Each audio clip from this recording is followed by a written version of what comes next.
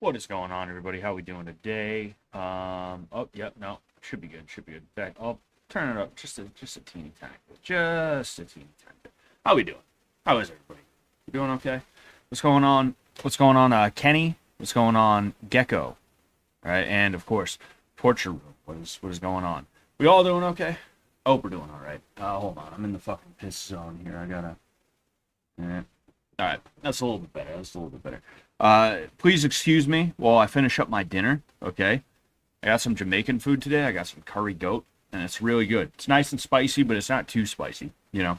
It's white people spicy. I do white person tacos. I do white people tacos. That's what I do. Oh, excuse me. Yeah, Jamaican food's really good. You know, it's like it tastes better than it looks, right? And it doesn't look terrible, but like, I mean, I'll show you this again, right? That doesn't look like the most appetizing thing you've ever seen, but it is really good. The goat's tender, all right? Curry goat. It's got just the right amount of spice. You can probably see the curry on my bottom lip right now. The only issue is you got fucking bones in it, you know?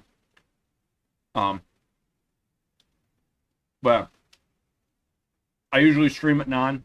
I'm tired of streaming at 9 and getting done at 11, and then my wife is in bed. So I figured today I'll try streaming at 8.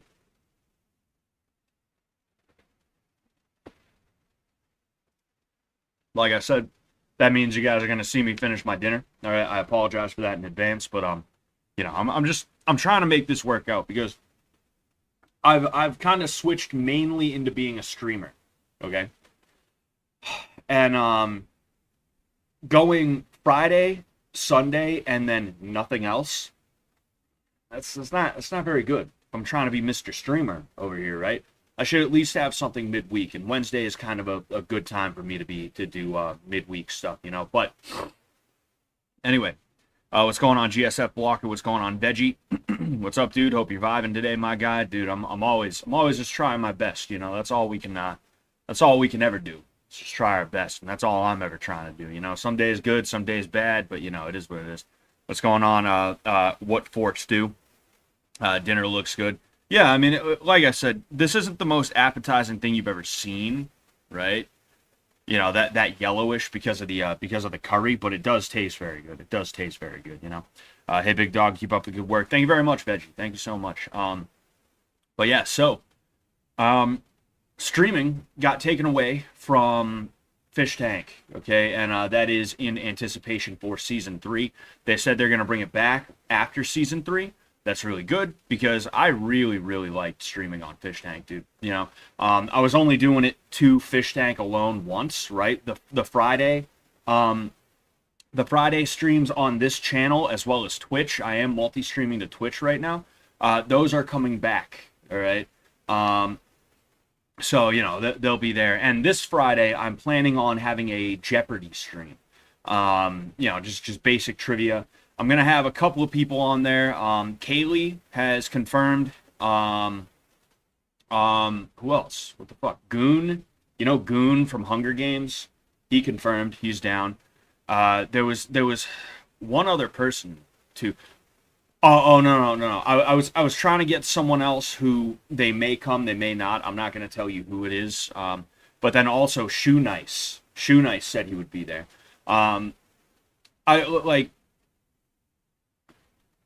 I hope he's gonna show up. I hope Shoe Nice is gonna show up because that'd be real fun to have him there, right? But yeah, so that's kind of what I'm working with right now. I'm trying to finalize questions and stuff like that, questions and answers. It's gonna be sort of in the same vein as like the dating show streams, either that or the Family Feud stream that I did with seasons 1 versus season 2. You know, so we'll see what we can put together there. I'm of course gonna have half of the donation money, half of the money that goes to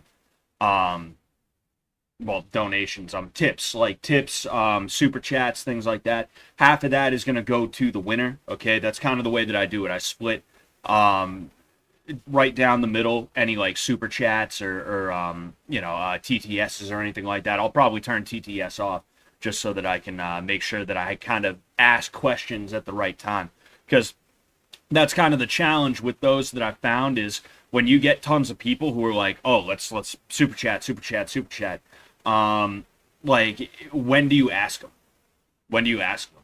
So I think I have an idea of how I'll do it, and hopefully people will super chat. Hopefully people will donate. If not, like if we get like $5, I'm not about to give the winner like $2.50, obviously, right?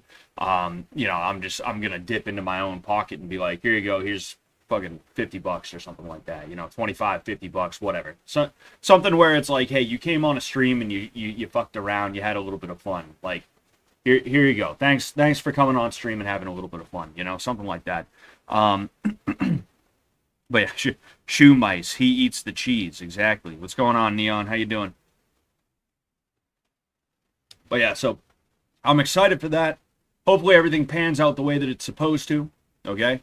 Meaning, like, hopefully everybody shows up, because, I like, it's tough. It's tough.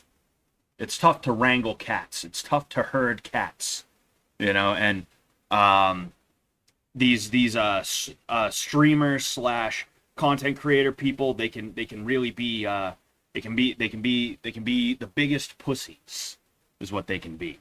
Is the biggest pussies is what they can be. But anyway, now this gaming. What's up, Scott? Big fan, long time. I have a question for you. Have you ever been a woman or a man? Have you ever been a woman for a man in a gay relationship? If not, have you been the man before? Much love from Serbia. I can't say that I have, but I can't say that I haven't. No, but yeah, I'm trying to think of anything else that I need to tell you guys before we kind of get into it.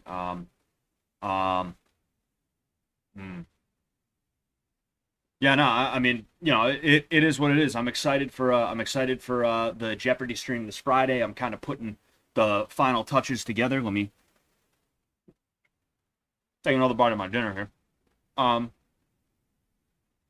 yeah, it's gonna be a good time. It's gonna be a good time. I hope you guys tune in. I hope you have a good time. Okay.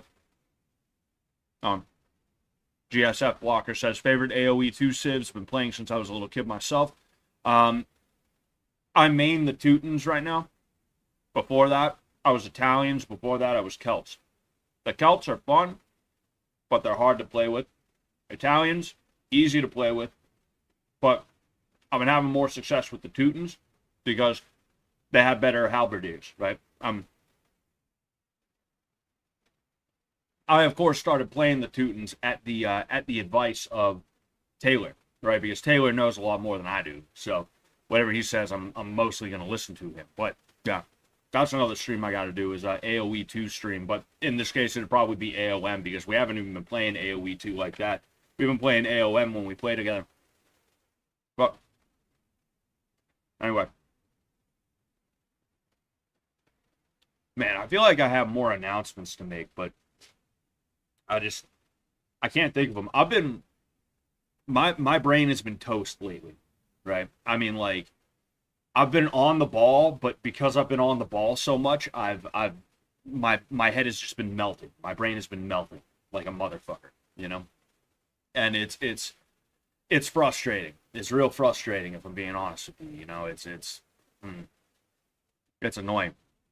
Like, I know everything I need to do, but I'm just like, that's what's going on inside my head. Like today, I won't even get into it. I'll spare you guys the spiel.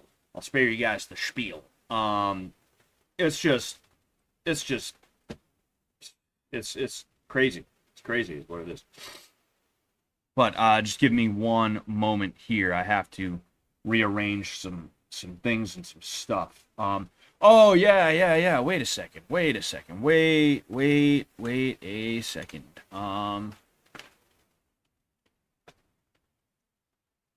I'm going to show you guys something. Now, I don't want you guys to buy this yet.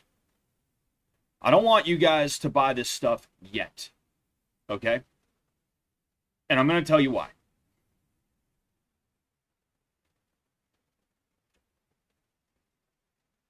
This right here. Okay. Let's see if I can get a good hold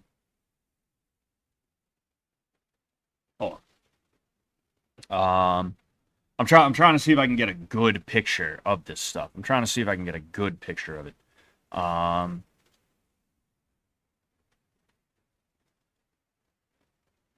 um Sorry, like I said, I'm all just like you know. I know what I'll do. Bang bang bang bang. So, here's a good oh, here's a good example. Here's a good example of it, all right? Find God before he finds you. All right? Now, in this case, I'll show you a t-shirt, right?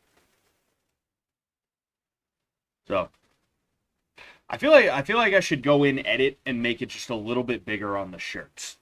I feel like a little bit bigger on the shirts would be good. But you know, we'll see. We'll see, right? So, oh, excuse me. What's going on, Aperture Sigma? How you doing? Are you the Aperture, or are you is Aperture just a coincidence? But yeah, I have merch. All right, it's on my Teespring. Okay, I have um season 2 merch, right? That I thought was down, but no, it never actually got taken down. It's all still up. So if you want season 2 merch, you can go ahead and grab the season 2 merch. I'm talking about Sensei Scott stuff. If you want the Circumflex Fight Club shirt, which is technically season 2, but I released it like months after season 2, that's up. And then there's also this, which is kind of unaffiliated. This is just mine. It was my idea for a shirt, right? Like I said, I want to make this bigger. I want to make it bigger because I feel like it's underwhelming there, right? On on this thing, it's perfect. On the gator, on the neck gator, it's perfect, right? Oh, excuse me. But on this thing, I feel like I need to make it a little bit bigger. But uh, I'm telling you about it. Okay. I'm telling you about it. Okay. But um, yeah, yeah. Put Psalm 52 on it. Yeah, I should put something on the back, shouldn't I? I should put a verse on the back. I should put a verse. Dude, I'll do Revelation 21:6 because Fallout 3. Dude, I'm gonna do Revelation 21:6 like Fallout 3. And when other Fallout guys are in public and they see it on the back of the shirt, they're gonna be like, that's what they're gonna do. No, but I should put a verse on the back. Definitely. That is a good idea. But the reason why I'm telling you I don't want you to buy this yet is because I am waiting on samples. I'm waiting on a couple of samples. One of the neck gaiter, the other one of a shirt. That way I can actually confirm that it came out good, right? Dude, my dog's being an asshole.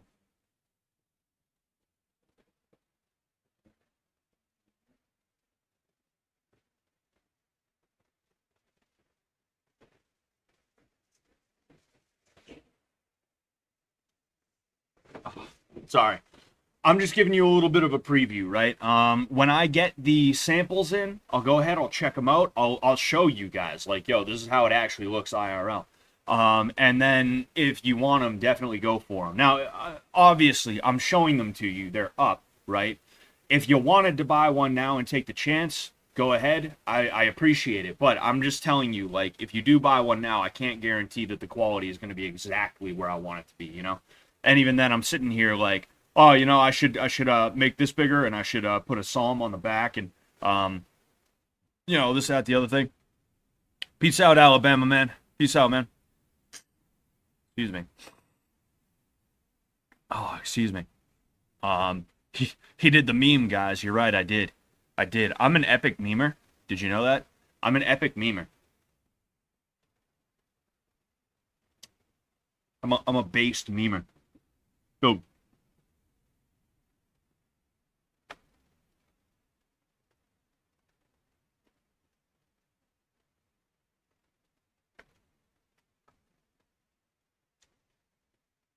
A zoomer. A Zoomer explained Skibbity Toilet to me yesterday. I'm I'm walking around, watching people in my jujitsu class, just trying to make sure they do everything right. Um,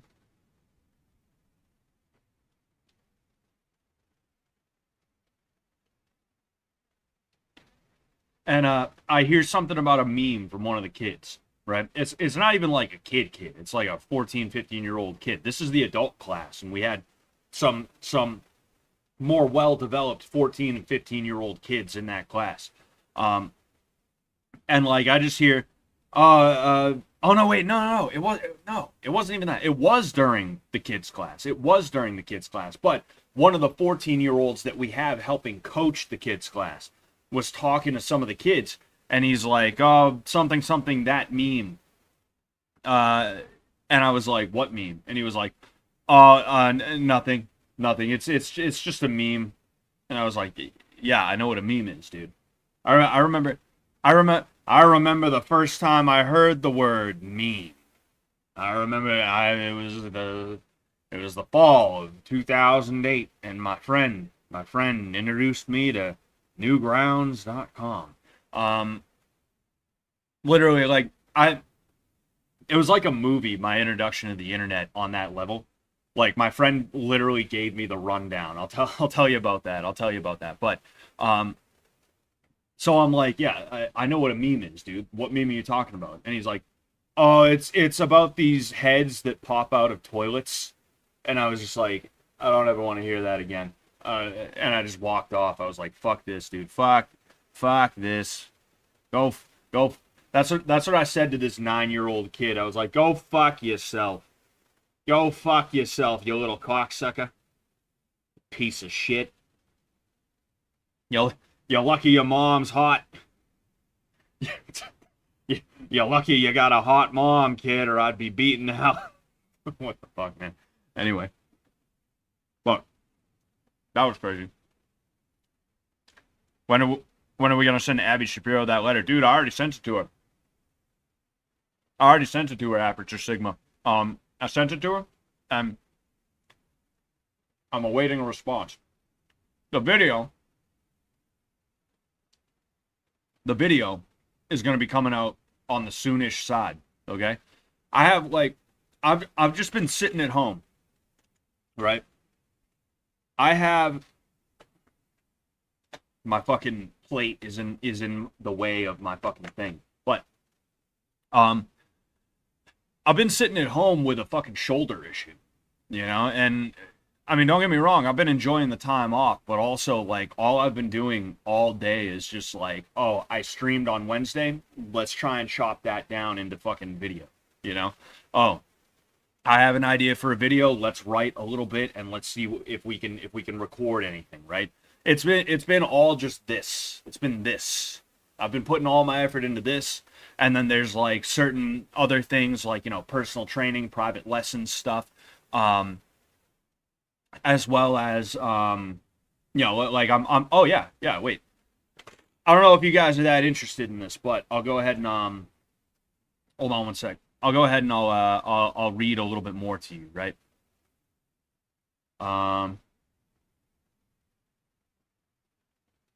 I've also been working on fucking got it. I don't give a shit. I've also been working on an online course that I'm going to be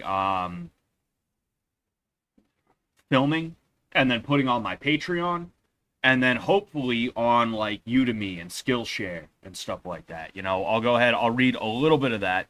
I'll go ahead and I'll read a little bit of that to you, right? So there's 5, right? I'm not gonna read the whole thing, all right? There's like I think 4 chapters right now. There's the intro, that's just all talking. There's basic concepts and techniques, which is here's how you stand, jab, cross. That's what you're gonna do, right? There's recognizing sucker punches and setting lines. Very important. One of the most important things you can learn, aside from the actual ability to fight, is how to recognize when you're either going to be jumped or just attacked suddenly. Tactics, and then, the subtext is crowding, grabbing, pushing, wall work. this is what you're going to use. And if you watch TJ versus Jimmy from season 2, you will actually see pretty much everything here in use by Jimmy. Like I've when it comes to 12 years of MMA, Jimmy most certainly does not have that. However, it wouldn't surprise me if there was somebody who taught him the things that I am going to be teaching in this course, right? Because the way Jimmy fought TJ was the way you want to fight. It's just, Jimmy got gassed, and he quit. Up next was takedowns. I didn't end up reading takedowns to you. I'm gonna skip that because it's kind of pointless just reading what a takedown is as opposed to showing it to you, right? And then there's weapons of opportunity. I'll go ahead and I'll read weapons of opportunity and environmental factors to you guys as well, right? Because it is good, right?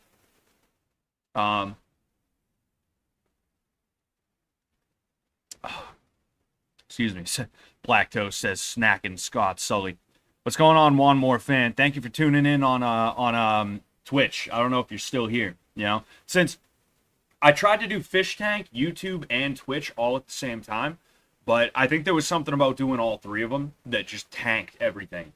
And because of that, I stopped doing Twitch. Now that I don't have Fish Tank anymore for the time being, I'm going to go back to Twitch as a secondary. So if you're watching on Twitch, thank you for being here, Good move, Scott. It's the stupidest humor. Here's a joke. Good move, Scott. It's the stupidest humor. Here's a joke. Here's a joke. I'm fucking your mom tonight. That's exactly how I should counter things. When one of the kids who looks up to me like I'm their big brother, when one of the kids who looks up to me like I'm their big brother makes a joke, they're like, Coach Scott, you have a funny looking gi on. I'm gonna be like, I'm fucking your mom. I'm fucking your mom tonight. That's what I'm gonna say right in front of everybody. But anyway, weapons of opportunity and environmental factors. Okay, I'm gonna read this to you. It's not extremely long. Actually, this is the longest section, but it's not like long. It's like 2 pages tops, even like a page and a half, actually, a page and a half. But in this installment, we're going to discuss 2 broad concepts. The first being weapons, but not just any weapons. These will be improvised weapons that are picked up and used at a moment's notice, or what some may call weapons of opportunity. These will usually be everyday items we may not immediately associate with combat. There will be multiple items we discuss with different uses. And part of the reason I'm doing this is to give you guys free advice, all right? I'm reading this out loud to proofread, and then you guys can be like, dude, that fucking sucks, dude, oh, man. Or, dude, that's fucking great, whichever one you say. But it's also like, hey, you guys can use this. And as the 29 people who are watching me right now, I figure I'll give you guys some free advice. Nice call out. $8 John Bible verse and $10 push-ups. Yeah, $10 for 10 push-ups. Wi-Fi just reset. What, your Wi-Fi aperture? Scott, how much do I have to donate for a movie review? It depends on the movie. It depends on the movie. The thing is, like, it'd be tough for me to fulfill that because the reason why I switched mainly to streaming is because I don't have the time, effort, or energy to be making tons of videos all the time. I've wanted to do movie reviews. I've wanted to do a review of the Rocky series, right? Because the Rocky series, specifically the first 1, 2, maybe even 3, are very good representations of what it's like to be in the boxing world or just the fight world in general, especially the opening part before Rocky is given his big shot and he makes an impression on people and stuff like that.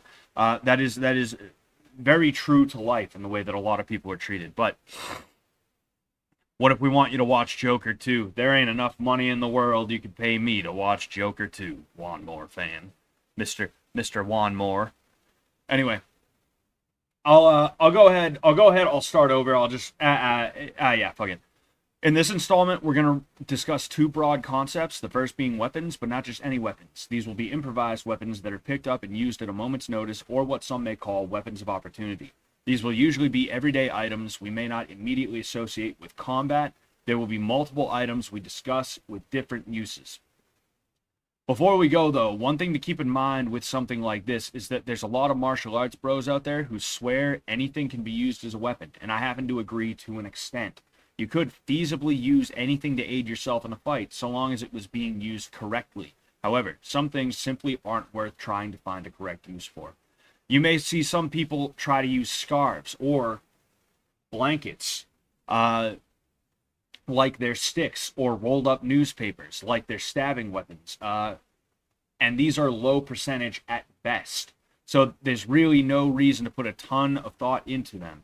If you could do more damage to someone or stop more damage from being done to you by just using your arms and legs, you might as well just do that.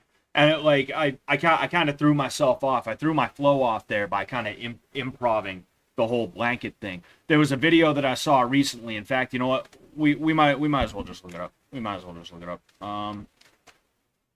I gotta scarf this food down so that I can fucking.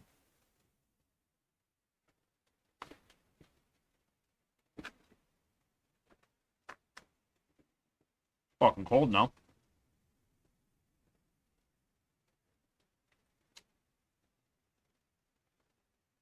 We're gonna find it. Don't you worry.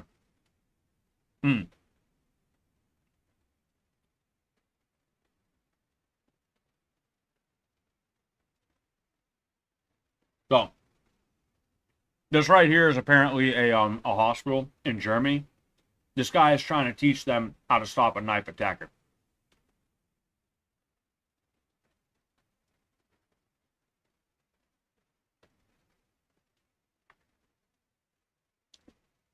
Obviously, that's not going to work even a little bit, right? In the tweet, I made a bit of a joke. I said Doug Marqueta and his consequences have been a disaster for the self-defense industry. And this is 100% true because, go ahead, all right, I know what to do. There we go. I'm going to show you Doug Marqueta using a fucking scarf. Oh.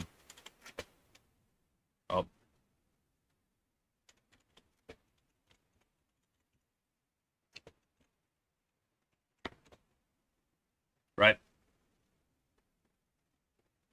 So,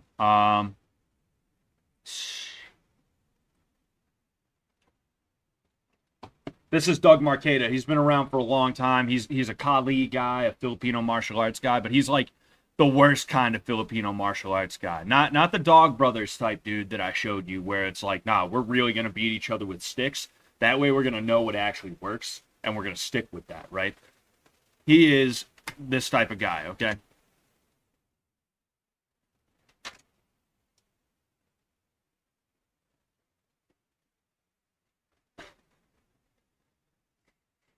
See, not a whole lot of stuff to do with the scarf right there, right? You see how he walks in with the karambit and stuff like that? And all that stuff isn't going to work either, right? All that stuff isn't going to work, and it's not worth it to even bother with because at the end of the day, like, you can practice that all you want. Somebody who has a knife, if they're really coming at you like that, they're just going to charge in, and while you're doing your little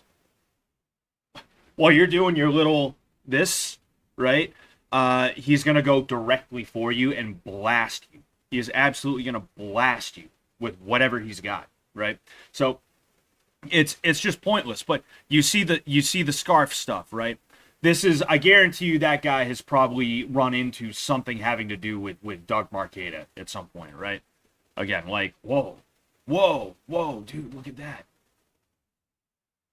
Whoa, dude, oh man. It's not going to work like that. It's not going to work, you know? And that's kind of what I'm talking about with for one thing, when I mentioned scarves, that's exactly who I was thinking about was, oh yeah, Doug Marqueta, that fucking guy. That fucking guy. But, like, it's the same thing. It's the same thing with this kind of thing, where it's like, yo, if that was going to work, she wouldn't be able to keep moving forward, right? She's not gonna do this and then just, not even briskly, just like slowly lumber forward. If she was really trying to stab you, she could fucking stab you with that bullshit you're trying to do.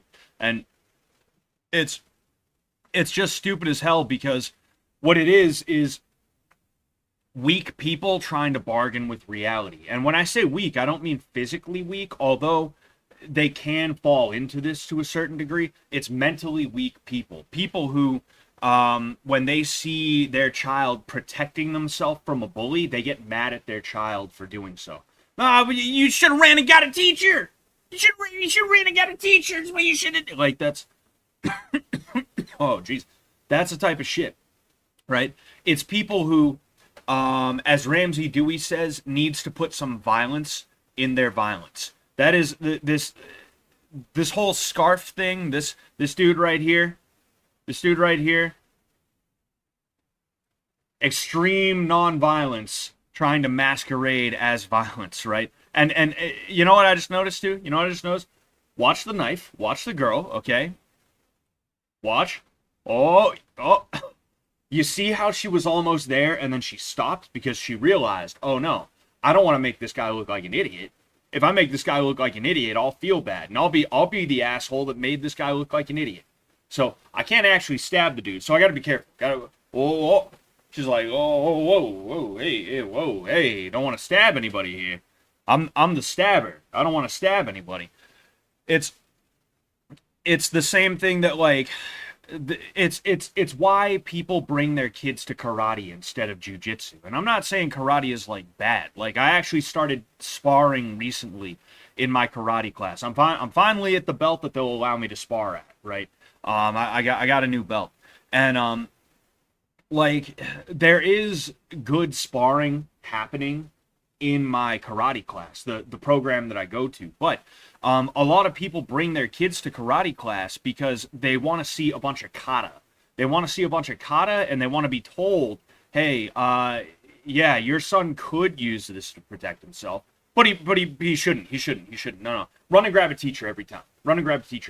Never get into a fight under any circumstances, no matter what. Doesn't matter what they did. Doesn't matter your ability to get away or not. Doesn't matter if you have a loved one or a friend who is in danger. No. Don't ever touch anybody ever under any circumstance. Don't even give handshakes. Give handshakes. Tag, forget about it. All right. No aggression ever. Right. That's what parents who bring their kids to karate feel. That's them. That's them. That's what they do. And that scarf shit, that using a towel shit, using a blanket shit, unless it's an AIDS blanket, unless it's a bubonic plague blanket, right? It's not going to do any damage to the person who is trying to stab you with a knife. It is not going to stop them. Let alone damage them, you know? It's ridiculous. It's disgusting, you know? It's ridiculous, and it's ridiculous and disgusting. It's ridiculous, it's disgusting. It's ridiculous and disgusting. Okay? All right? It's so stupid. But anyway, getting back to what I was talking about here. I'll reread that just so you guys have a little bit of context for what's coming next. And what where would I rank Taekwondo on the list of effectiveness? Pretty high up compared to everything else that's out there, but it depends on the rule set that you utilize, and it depends on what else you are going to combine it with. If you combine Taekwondo with kickboxing, I guess. If you combine Taekwondo with boxing, you're in pretty good shape a lot of the time, you know? You can even mess around with the kicks a little bit to introduce low kicks, right? But like it's not the highest up there. You know, Israel Adesanya is a Taekwondo guy, I'm pretty sure, right? If not, he's a point karate guy, which you know, American karate, believe it or not, is literally just Taekwondo. Like, if you go to a place that says they have American karate, there's a chance you're practicing Taekwondo. Which Taekwondo is Korean, right? What was I going to say? But yeah, like, it really depends on how you utilize it. And everybody says that about their martial art. And a lot of the time when they say that, it's bullshit. But Taekwondo is one of the places where it really does matter how you're utilizing it, right? But yeah, anyway. You may see some people try to use scarves like they're sticks or rolled up newspapers like they're stabbing weapons. And these are low percentage at best. So there's really no reason to put a ton of thought into them. If you could do more damage to someone or stop more damage from being done to you just by using your arms and legs, you might as well do that. I'm also not going to be telling you how to pick up a stick and bludgeon someone with it, because you really don't need a ton of training to do that. And what I've noticed with a lot of weapons martial arts is that they overcomplicate certain things with ineffective drilling. And if they ever do actually spar hard with someone, they get blasted by an aggressive person. I also don't want to be that guy telling you to hold your beer glass or Coke bottle like it's a club so you can look like a moron. Meaning, like, there's some people, they'll tell you, don't, like, you know, if you're walking down the street with a Nuka-Cola Victory bottle, right? Don't hold it like this.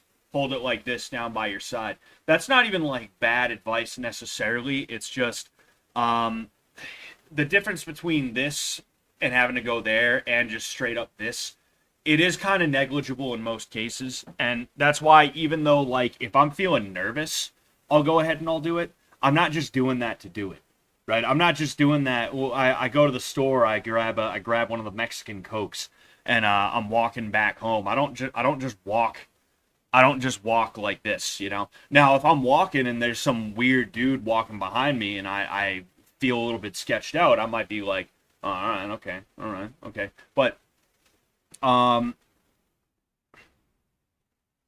whatever. It's the idea of carrying it like this and then hitting someone with it. I don't need to tell you how to do that, right? That's kind of what it is. Also, I want to avoid, like, situations where I'm telling you, yeah, and beat the dude with the fucking club, beat him with the club. I want to avoid that if I can, you know. Like I said, you don't need training to be able to beat someone with a stick, right? So I don't need to train you on that. And then on top of that, the optics of me being like, yeah, and beat the shit out of him. It's like, I don't like that. But anyway, oh yeah, this is less about offensive maneuvers and more about defensive and using the weapons to set up other actions. Now, the first weapon is a backpack. I'll go ahead and I'll read. When it comes to a backpack or a large bag, it can make a decent shield against punches or other attacks, and you should use it as a means to exercise some of the concepts we've learned in the second video of the course. Now, the second video of the course was where we talked about crowding, we talked about wall work, we talked about a bunch of other stuff. Looking for a backpack real quick. I see one, but I don't think it's a good one to use, but I think I'm just gonna have to say fuck it.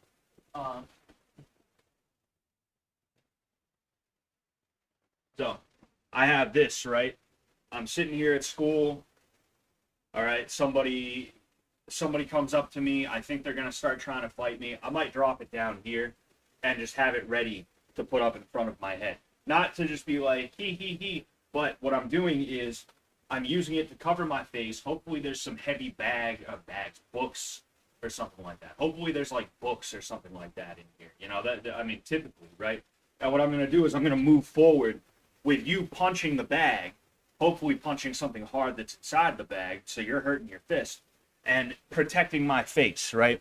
You can utilize that to close distance in a little bit of a safer way. So that's an example. I'm not a big fan of swinging it because it's typically not going to be heavy enough to cause damage, and it's also too awkward to swing fast or multiple times in rapid succession. You might get one swing in, and then he closes distance, regardless of if he gets hit or not. A chair. Not all chairs are created equal, so this may not be the best for every situation. However, chairs are so plentiful that it's still good to default to if you can. Yes, chairs are not an endangered species. Remember that. Anyone who's watched pro wrestling has seen a folding chair used as a bludgeoning weapon, but I'm not telling you to do that. Again, I'm trying to avoid the optics of, yeah, hit him! Fucking hit him over the head with the chair, right? I'm trying to avoid that. Oh yeah, instead I would say use the chair, whether folding or... Instead, the way I would use a chair, whether folding or not, is as a means to create distance between us.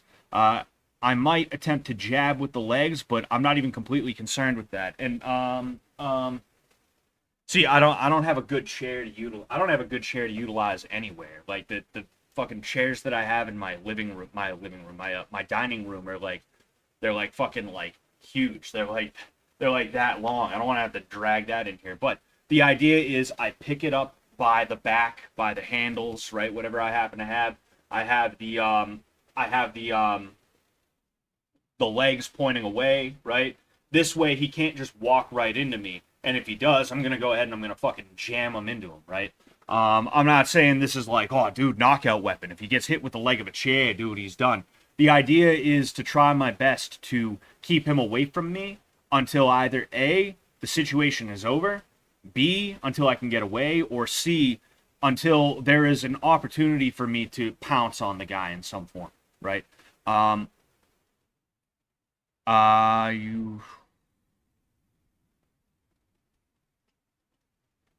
Oh, yeah. Well, I kind of already went over this, but instead I'm going to use it as a means of forcing him to stay away, potentially moving forward with it to make him uncomfortable, and if he decides to try and grab at the chair, I'll use that as an opportunity to strike or run. When someone engages in a struggle over an object, they tend to focus everything on taking that object, which leaves them vulnerable. I'll clear the chair and close in on him, striking hard and fast. And what I mean by this, right? Use your gaming chair, dude. This thing's sacred to me. This thing's sacred to me. All right. In this case, right? And I've had this happen before. This has happened before, right? I talked about a time where I ended up basically bitch slapping someone and then grabbing them by the hair, right?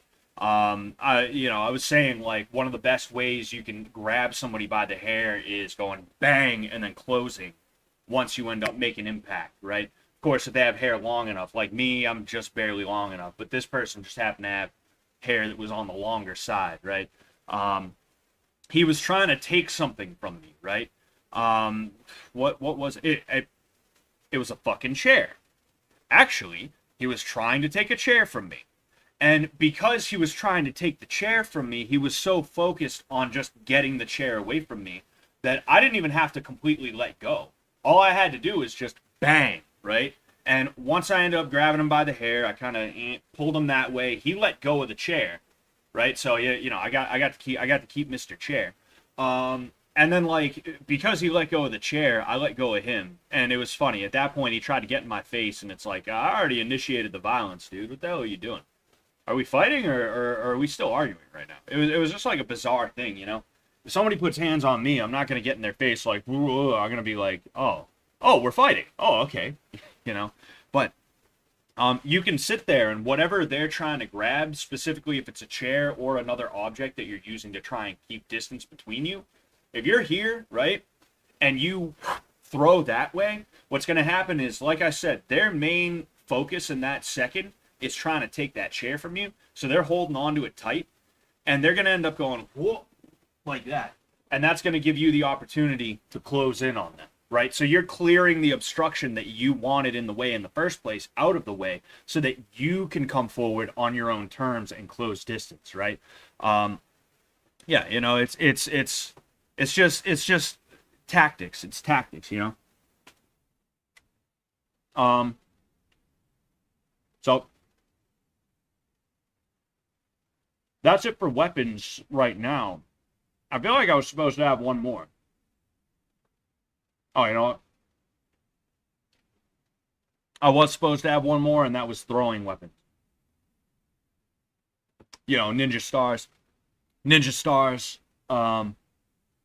hand grenades, stuff like that. No, but I actually talked a little bit about this with Knife School. I highlighted this piece of Knife School.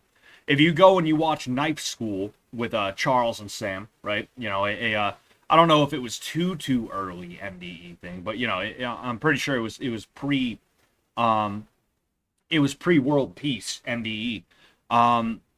Charles walks up on Sam, who Sam's pretending to be a CEO or something like that. He throws a set of keys at him, and he uses the distraction to close distance on Sam and stab him a few times, right? That's a good way to do certain things. And if you whether it's pocket sand or if it's something else, you know, fucking I just happen to be walking home again with my Nuka-Cola Victory. I'm walking, this guy, you know, I don't like the way he's coming at me, all right? He he said some threatening things like, "Hello, sir. How are you today?" And I'm like, "Uh-oh." What? I throw this. Even if I don't hit him with it, right? Even if I don't hit him with it, he's going to be like, "Oh, what the hell?" Right? As this thing's flying towards him, he's going to be like, "What?" You know? That's what's going to end up happening. And it's a good way to either run or to close distance behind that and get him with figure eights to the face is what it's good for, you know. So after this is obstacles, okay? Now, or environmental factors, excuse me. There isn't too much left, okay? We're gonna go on to Jesse Enkamp getting his ass kicked after that. After this, excuse me. Never leave the house without a pocket full of sand. Exactly, dude. Exactly. Stockton slap, grab hair, follow up with a knee. Yeah, that's not bad. That's not bad, you know. Jackie Chan does chair fighting really well in Police Story. I don't think I've ever seen that one. I'll have to check it out. Does holding a lighter when you punch make a difference, or is that a myth? I think that's a myth, okay? I think that's a myth. And the reason why is because I've held stuff in my hands before, okay? So when it comes to making a fist, right? Here's how you make a fist. You don't just do that, right? You want to make it as tight as you can. So what you're going to do is you're going to fold your fingers. Fold, fold, squeeze, okay? This is a very tight fist, all right? You also want to have a stiff wrist, okay? You don't want your fist doing that as you hit, right? It's still going to happen. It's still going to happen, but you want to try and stop it as much as possible, okay? When you're hitting someone with a fist, you want it to be as dense as possible. And this is about as dense as your hand will get. Now, I had a lighter somewhere. Around here, you know? I don't know if... man. Yeah, I don't... son of a bitch, dude. Of course, when I don't need my lighter, I have it. When I need my lighter, I don't have it. Okay, you know what?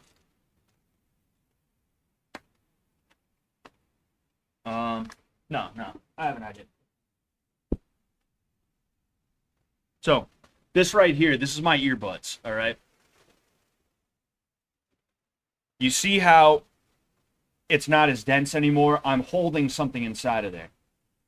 I don't like the idea of having to hold something in there and then hitting someone with it, because for one thing, look at the alignment. So, here's a fist. I can hit with the knuckles. The power line, meaning the alignment of my knuckles, my wrist, and my elbow, they're aligned. But if I want to hit with my knuckles now, you see how I have to compromise that alignment? Either that, or if I want to keep the alignment, I'm going to end up hitting with this, right? So, like, the idea of a fist pack, I just don't like that idea. Right? Now, this is a little bit bigger than a lighter. I'll say that much. This is a little bit bigger than a lighter. But the other piece of it is, even if there was a lighter that was small enough as to where it didn't compromise the power line or your ability to hit with your knuckles, right? Either one of those. If you want it to be more dense, you're going to have to put something in there that is more than just plastic and then gas. You're basically putting plastic and then air inside of your fist, trying to make that into a more powerful blow. How? You're not going to make it heavier, you know? You're not going to make it harder or anything like that. So, like, the idea of, like, the idea of a fist pack is, like, I think that's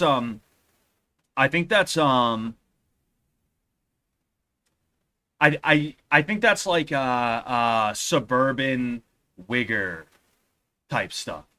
You know, suburban dude is 20, 21, but he still goes to high school parties. I think that's the type of stuff that is, you know, the type of stuff where it's the kid who, you know, he's 22, 23, but he still hangs out with high school seniors.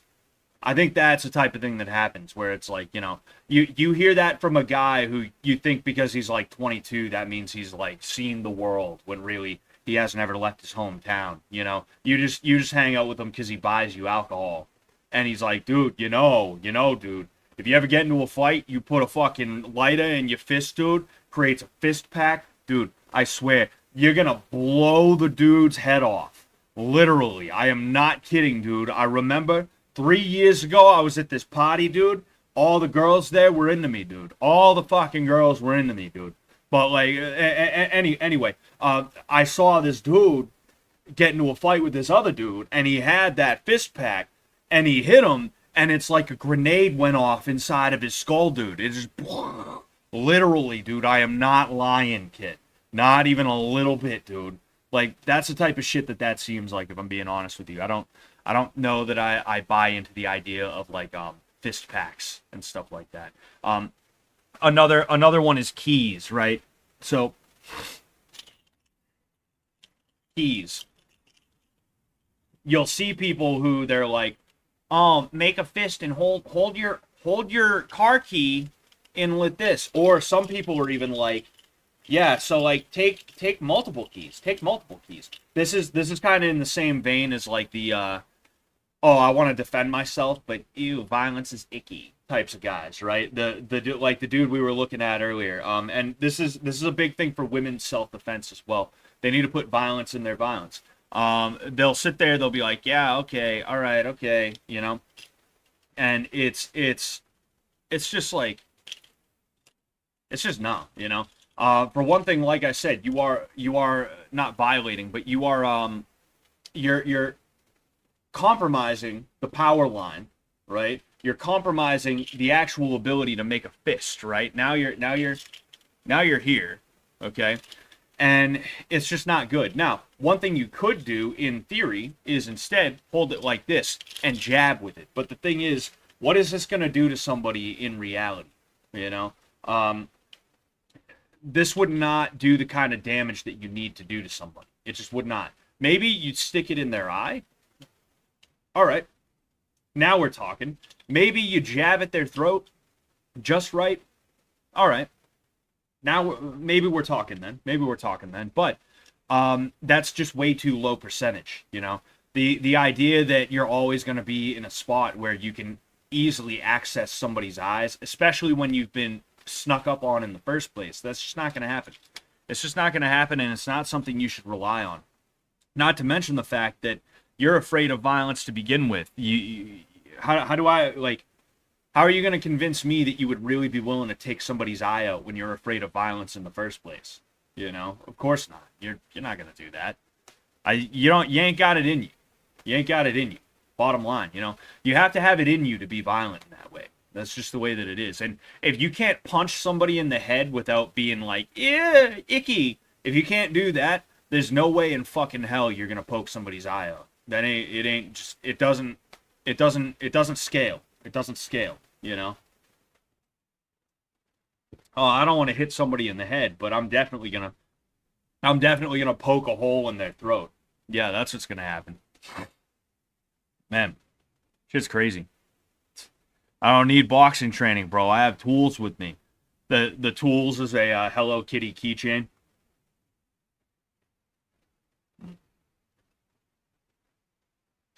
I'm almost done with my dinner, guys. But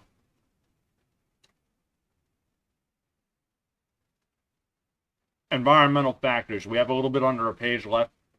Then we're gonna get to Jesse Enkamp getting beat up.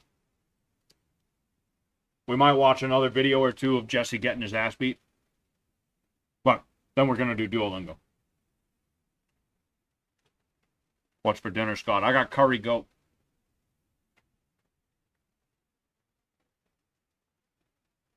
Curry goat from a Jamaican restaurant. It's really good. Highly recommend. Alex Harrison asked, isn't it dangerous to break your fingers? Oh yeah, 100%, you know. Yeah. The last little part. And I'll tell you about it later. Anyway, Environmental factors are a thing that you don't tend to see from combat sports because you fight in an enclosed space with no obstacles. But there are things about it that come into play that we spoke about earlier, like using the cage or ropes to your advantage.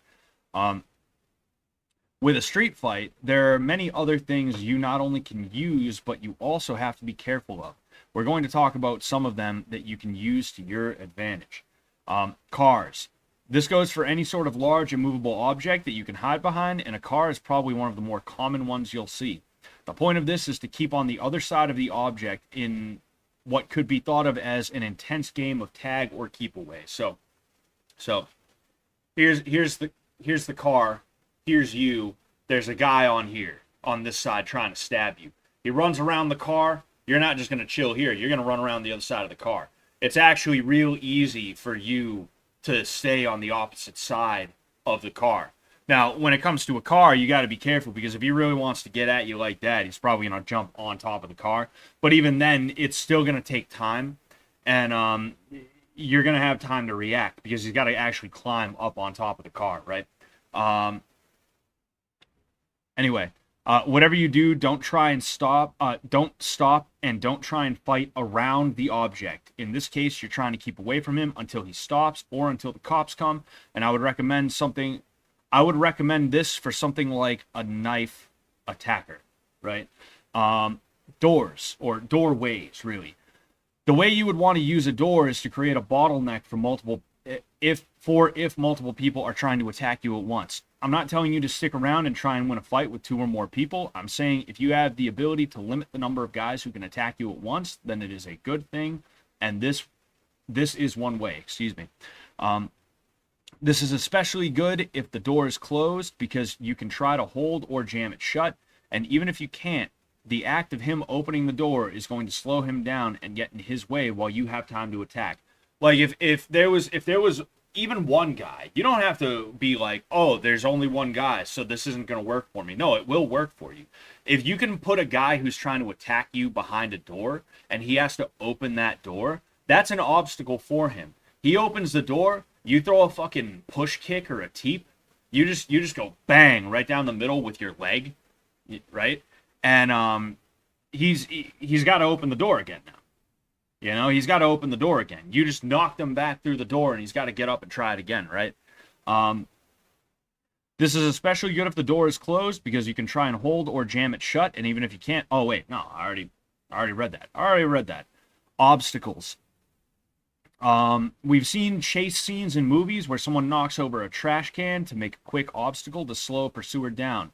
And this is a similar idea. If you're trying to get away from someone, creating obstacles is a good idea as long as you don't slow yourself down too much while doing it. In the context of a fight, however, the obstacle can become a distraction as much as it is a physical object someone has to get around. If you put a chair or table in between you and someone who's trying to close, they might trip over it, but more likely what will happen is they have to shift their attention from being completely on you to being partially on moving the object.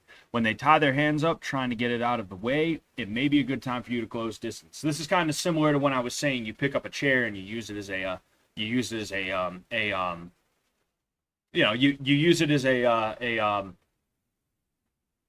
distance manager, right? But also a weapon. But yeah. Scott, what if I shit my pants? Will that help me in a fight? Dude, you have a projectile weapon now. And depending on what kind of shit you took, you might have multiple projectile weapons, you know? Depends. It all depends. It all depends. Sonny Chiba, Hattori Hanzo, Kill Bill, baby. Sonny Chiba. What's up? I saw Kill Bill years ago. I'm talking like, yeah, literally 10 years ago at this point. So I don't even remember half of it. That's pretty crazy. That's pretty crazy how long ago it's been. It's crazy how long it's been because, like, it still feels like 2014, 2015 in my mind. And then other times it still feels like 2017, 2018, you know? Where does the time go? Where does the time go? But anyway, so that is the final installment, or the potential final installment, of the video series that I'm going to be working on for Udemy and Skillshare and also my Patreon. Now, the reason I say it's the potential final is because I'm considering putting a ground fighting installment in, but I'm not 100% sure because on one hand, there are some very, very basic moves in terms of like jujitsu or wrestling that you could learn, right? And I also do include some takedowns, right? There is a video for takedowns, but um, it's it's tough for me because I just on one hand I'm like no I think I could make it work, but on the other hand I'm like no I shouldn't even try to make it work. But the jury's out. I have an idea of what I think I might do, but we'll have to wait and see. Now,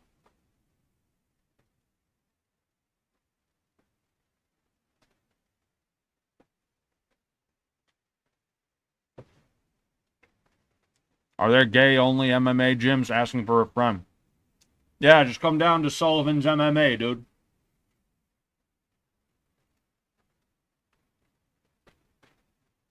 I don't know where I put my phone.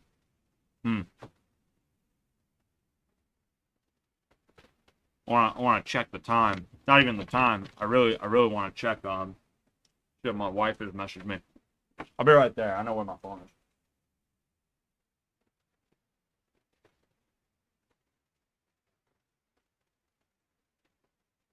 Or, I thought I did.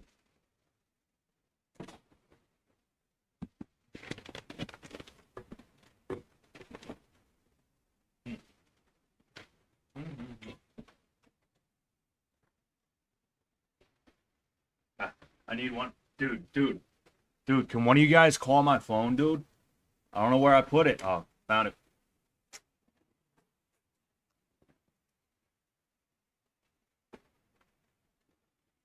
I need to organize. I have a pile of mail, and a lot of it's shit that is just like, yeah, whatever, you know?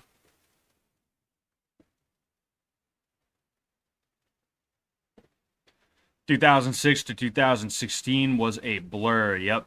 Yeah. It wasn't so much a blur for me. It's more like 2013 to now was kind of a blur, you know? It was a blur that I remember vividly, which is kind of funny, you know? It's a funny thought. Hmm.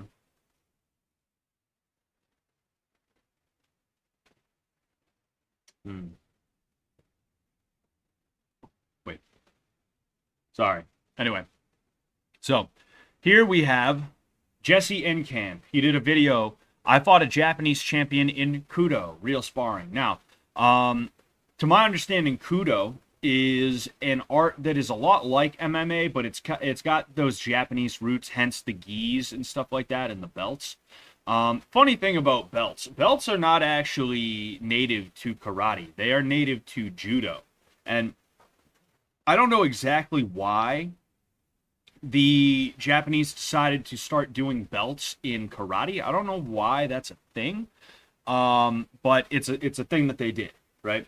It's just funny to think about because like you're seeing other arts do belts as well. Like you're seeing dudes who are black belts in Muay Thai. Like I'm pretty sure Charles Oliveira is considered a black belt in Muay Thai, which is like a preposterous thought. But also he's got really good Muay Thai. So it's like, well, I mean, if Muay Thai had belts, he would be a black belt. But another one is a black belt in Krav Maga, which is like crazy. That one is the craziest in my opinion. It's just a funny thought, you know. Um, but yeah, it's all a marketing gimmick. It's all a way to try and form a hierarchy so that you'll want to get to the top of that hierarchy. And I don't hate it. I've actually considered trying to put my own hierarchy into Muay Thai, my Muay Thai program specifically, but it would be something a little bit different probably. It'd be like, you know, maybe patches or something like that you could sew on your shorts or I don't know, something like that. I've thought of it myself because it's not a bad marketing gimmick, but it's just funny to see. Um, Especially when you have some guy who walks in and he proudly tells you he's a black belt in Krav Maga, which is what happened with this, like, I think he was like 13, 14-year-old kid. I could just tell right away he was going to be a bit of a problem student, and he seemed to be one, like, almost right away. Not, like, terribly, problematic, but I could see that there was like a certain amount of him thinking that he knew something when he throws his punches like this still. He's a black belt who goes like that when he throws punches, you know? It's crazy. But anyway, enough talking smack. We're going to go ahead. All right, I'll let it run a little bit, but we're not going to watch the whole video here. I want to get to the sparring as soon as I can, okay? So. Today, I'm fighting Ayumi Kamiyama. She's the Japanese champion in Kudo, the world's most extreme karate style. But how effective is it? To find out, I'm visiting a Kudo training camp with my brother Oliver. We're gonna train Kudo and then fight the instructors. Training starts with a quick warm-up, and so far it's... So, I figured he'd be talking a little bit about what Kudo is, and right now he's just talking about, we're doing a warm-up right now. Maybe it'll show here. Knees and high kicks. This does not feel like traditional karate, because I'm struggling with these combinations. Oh, and by the way, that's Sensei Vilius, one of the world's greatest Kudo fighters. And in just a few moments... See, that's a piece of Kudo that I actually do find to be interesting, is you have that MMA style of like, all right, we're gonna box, we have kicks, and we can grapple, but also I can choke you out with the gi too. I do find that to be interesting, you know. And I think this is a good way for karate to kind of modernize a little bit. I think it's a good way for karate to modernize. I'm not too sure how recent Kudo is as a concept. I was hoping he would tell us a little bit about it right out the gate, but you know, I think this is a good way for karate to be in terms of like its sparring and stuff like that. We'll be facing Oliver to see how Kudo works against a professional MMA fighter. Suddenly, we practice groin kicks, because Kudo allows groin attacks if you're fighting a bigger opponent.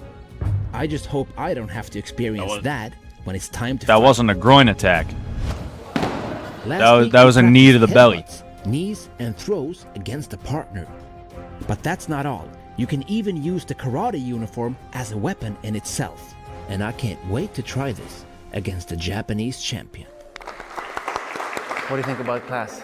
It was very fast-paced. We just arrived here and got thrown into it, and she was counting, so you just have to go with the flow. But that's like the karate style. The techniques were way more like combat sports and not traditional martial arts. We didn't punch from the hip, but from here. Yeah.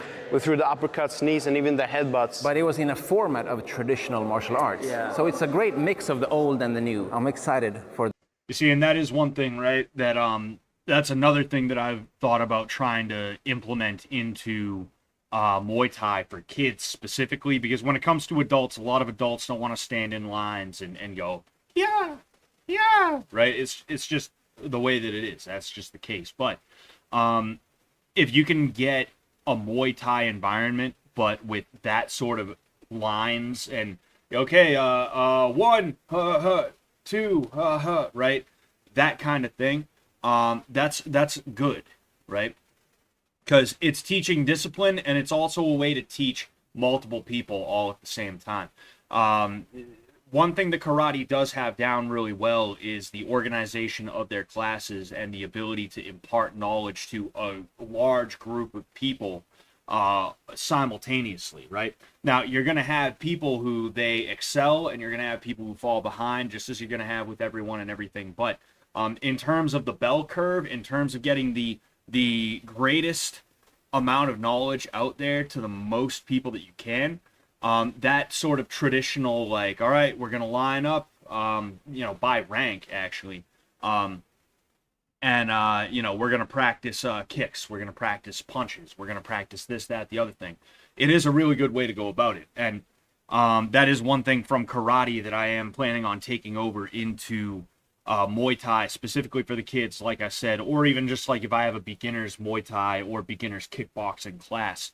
I'm going to bring that over into that when I do have the capacity to do so. For this sparring we're going to do right now. But first, Sensei Vilius has something very important to share with us. We got a small gloves, not bigger as boxing or MMA. The fist is like a real fist in a street fight. This is not a lot of protection. It's for safety for your hand because It's like half an inch. it's like a winter glove, like, you know. Yeah. This idea of this glove, just not to cut your knuckles in the helmet, because we had holes in the helmet. Oh, this is the helmet? Yeah, this is the original Kudo helmet. Interesting. It looks. Still get concussed. Yes. You cannot remove the helmet and smash somebody. No. You can get a warning of that. Unfortunately for me, Kudo also includes ground fighting because it was founded by a judo black belt. Luckily, that man was also a karate master, which means I can still use my karate strikes on the ground. But not touching the helmet. You can cut the glass if it's gonna be strong. use So my karate that's why we strikes. don't use. I can use my karate strikes on the ground. It's like, really? Since what do you like? What? Are you surprised? Full contact. Can I attack or strike you from the bottom? Yeah. So if I'm standing here, you can punch me, you can kick me. Yes. Unlike his older brother, Oliver is a ground fighting expert, and he wants to know what submissions are allowed. Basically, we can do all type of submission with the legs, knee bars, arm bars, triangle chokes. In 30 seconds, if you don't get a point or submission, we stand up and start fighting again. Because, you know, in the street, you don't gonna roll for 1 hour or 30 minutes. You must do it quickly. You grab, punch, kick him, choke him out and go. Maybe there can be 2 attackers behind you, and if you start like doing jiu-jitsu with him on the street fight, you're probably gonna get hit from backside. So that's the main idea, that's to do it quickly. Okay, let's skip ahead to some of the. All right, we got a little bit of sparring here. This looks like the guy. I would assume this is the guy, not the girl instructor, and this is Jesse's brother. So let's see. Now, hold on one sec. I'll turn it down just a little bit because we aren't talking. Jesse's brother is actually you know, like I said, we have Jesse's brother right here in the male instructor, and Jesse's brother is a pro MMA fighter, and I'm pretty sure he's fought on Bellator before. So that's interesting. I'm curious to see how he does in this situation, especially because he doesn't have a gi on, so he's got kind of an advantage in this place.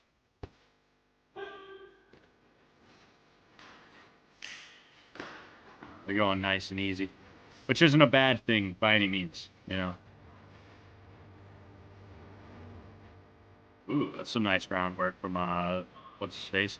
He's keeping him. He kept him right there. He kept him nice and like occupied. You know, you see he ends up using his legs the way that he should. Right? We'll go ahead. We'll watch that again. So he uses his legs to disrupt the center of gravity, and then he immediately ties up the arms, which is really good. That was good on his part, meaning the instructor. Oh, hey, nice kick. Oh, that was a nice sprawl. But he caught the outside reef. And again, he's really good at using his legs. You know, he's really good at using his guard the way that he should. You know, it's a pretty active guard.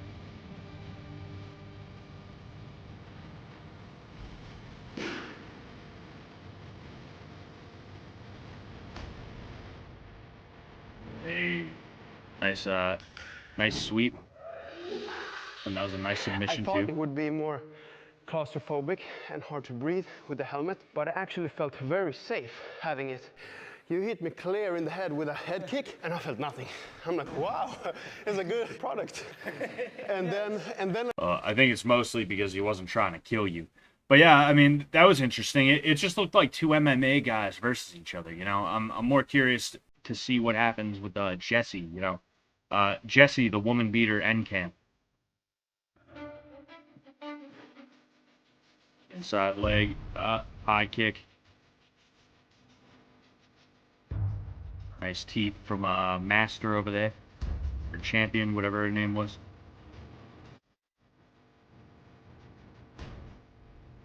There's a lot of cuts here.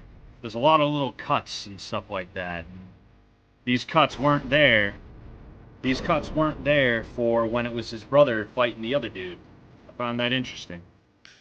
Oh, After and rear that naked choke. soul-crushing defeat, I had to ask Sensei Ayumi what her secret is. Well, it's not only punches, kicking, and fighting, but through punches, kicks, you can learn self-confidence. Now you got a big dream, and you can make it come true through Kudo.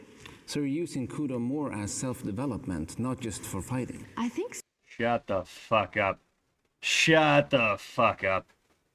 Little Miss Champion of MMA karate over here. It's about development. It's about self-development.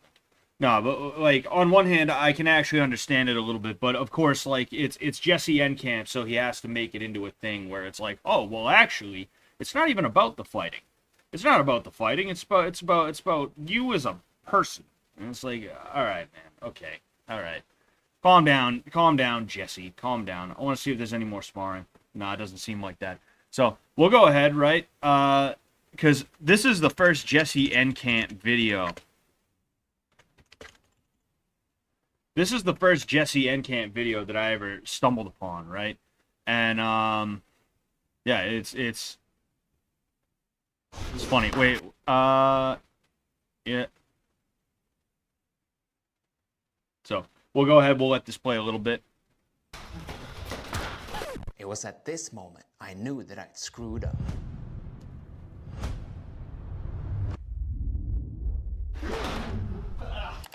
Now I know what you're thinking. Jesse, why are you fighting a Muay Thai champion? You're just a karate nerd. Well, it all began in 1963. That's when a Japanese karate expert named Kenji Kurosaki was brutally knocked out by a Thai boxer at Lumpini Stadium in Bangkok.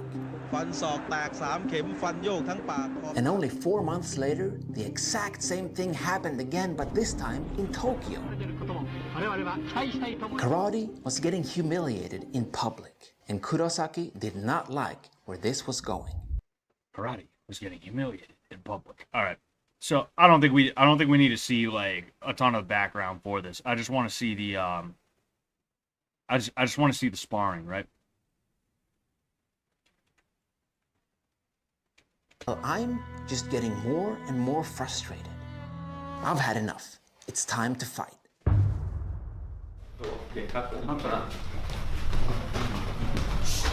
See that crazy stance right there?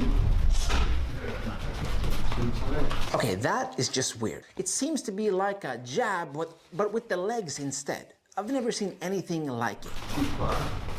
I forgot that happens in this video. As you can see, both of us are... I forgot that happens in this video. I try my first move, a simple front leg side kick, and he immediately responds by kicking me in the ribs with a roundhouse kick. This guy has really good reactions. But what most people don't know is that the human brain is really bad at reacting, but really good at predicting. And that's why I need to find patterns.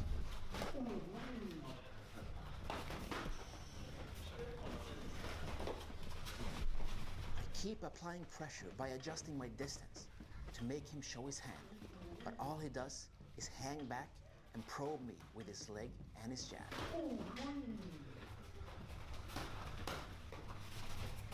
There's a moment where he kicks the dude in the head. You saw it in the video. You don't just do that. Did you see that when I threw the high roundhouse kick, he immediately swayed back and then came back to the same spot with his head again? Wonder if any dudes get boners when they're doing groundwork. I can take it back. Yeah, you usually stop getting them around like purple belt.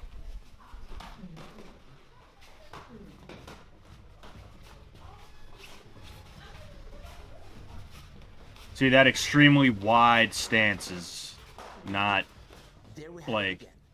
It's one thing to have a bladed stance, it's another thing to have a stance that wide. That's really... You don't want that. And once you've noticed the pattern, it's all about breaking it. I'm not sure you can actually hear this, but he's making weird sounds with his mouth all the time. Like, wee woo woo. It's like he's playing mind games with me. But I just try to block out all that noise and focus on finding my opening. I just want to see the point where the dude is like, nah, I've had enough of this. And there we have it. the time has finally come for me to exploit his head movement.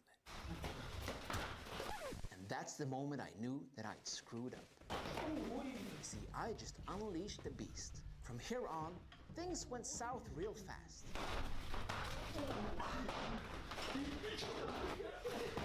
Catches my kicks, he throws me down, he kicks me to the ground, and then when I try to go for the clinch, guess what he does? He starts laughing. I don't like this. This is a boner killer because anytime I'm like, oh, I could talk about this, Jesse fucking jumps on camera. But this is you don't just sling head kicks. Like the Thai have a certain etiquette. The way they do certain things, right? Their etiquette revolves around, hey, whatever you want to do, man. You know, they're really chill about things, and they'll go hard in the sparring and stuff like that, but there's kind of an unwritten rule that, like, if you don't want to go hard, you're not going to try and blast somebody, right? It's we kind of have a similar thing around here too, right? There's a lot of people who are like, I'm going to go as hard as you go, right? That happened earlier today. I was sparring with somebody. They picked it up on me a little bit. I ended up blasting them with a left hook. Everything was all good. It's not like I knocked him out. I just hit him hard, and we kind of had a moment where we were like, oh, all right, let's bring it down, you know?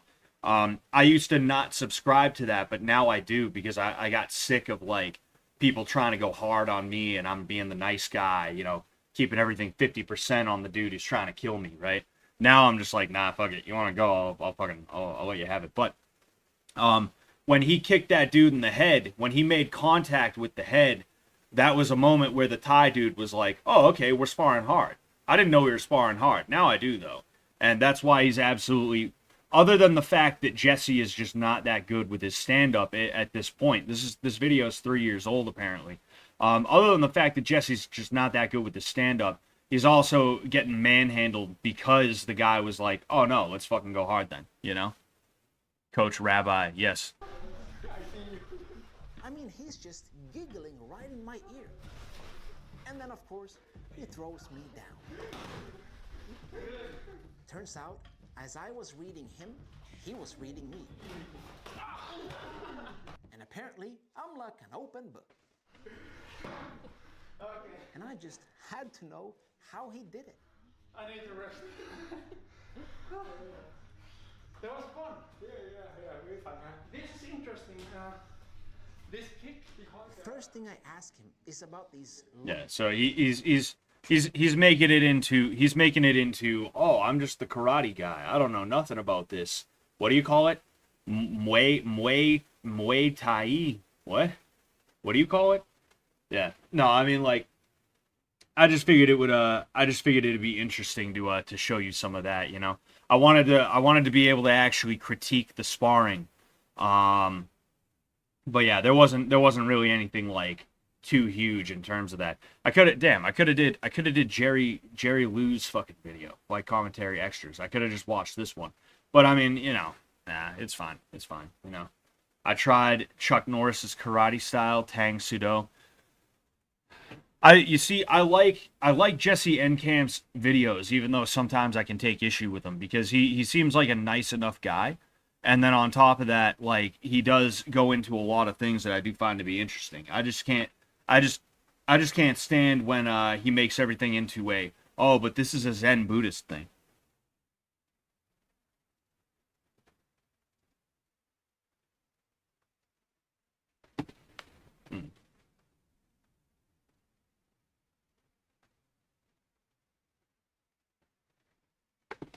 Sorry about that.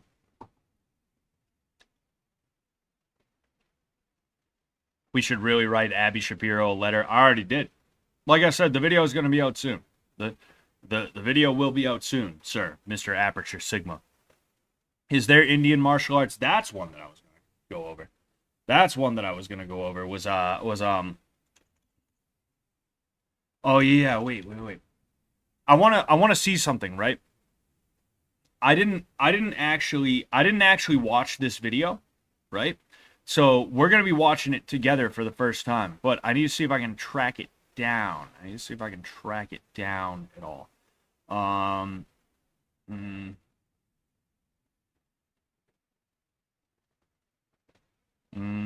Yes.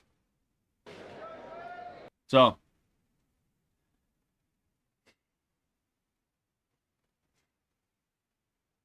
this is Rajat Dwivedi from Cobra Thai versus Shoaib Ali, Tashi's Pro, MMA fight, Warriors Dream Series 8. Now, I'm almost 100% sure this is Indian MMA. I mean, look, everybody's like, pretty much everybody in this is Indian, you know? I find this to be interesting, right? And my prediction for this, I'm not going to try and disparage these guys, right? I would assume this is an amateur fight because they have the floaties on, right? They have gloves and not kick shields, but shin guards, right? But MMA is cultural, right? Fighting is cultural. There's a reason why you don't see many African fighters, and the African fighters you see are usually people who go over from Africa to Europe or America. There's a reason why Francis Ngannou didn't come straight out of Cameroon. He had to go from Cameroon to France, and then he became, the Francis Ngannou that we knew. It's because Cameroon, even if you found a boxing coach in Cameroon, it's not going to be the same as finding a boxing coach in even France, or America or England or something like that, right? And India is one of those places where, like, believe it or not, they have a surprising warrior culture there, but not many people are into it, I guess you could say. Not that many people are into combat sports in India in the way that is going to have them actually doing it. And because of that, you see a lot of guys who they're just not. They come out of that region, but they're not like particularly the most talented guys you've ever seen. And I'm curious to see if this is an example of that, or if Indian MMA is improving. Because I remember finding an Indian promotion, I want to say about 10 years ago. It was like a high production Indian promotion. And of course, it was all Indian dudes, all dudes from that region, India, Pakistan, other places, Nepal, things like that. I mean, look, they were fighters, they were fighting, but they weren't particularly talented, and that's why the UFC wasn't picking dudes from this organization to call up to the UFC. So let's go ahead and see how these guys do. I'll go ahead, I'll just put it on mute.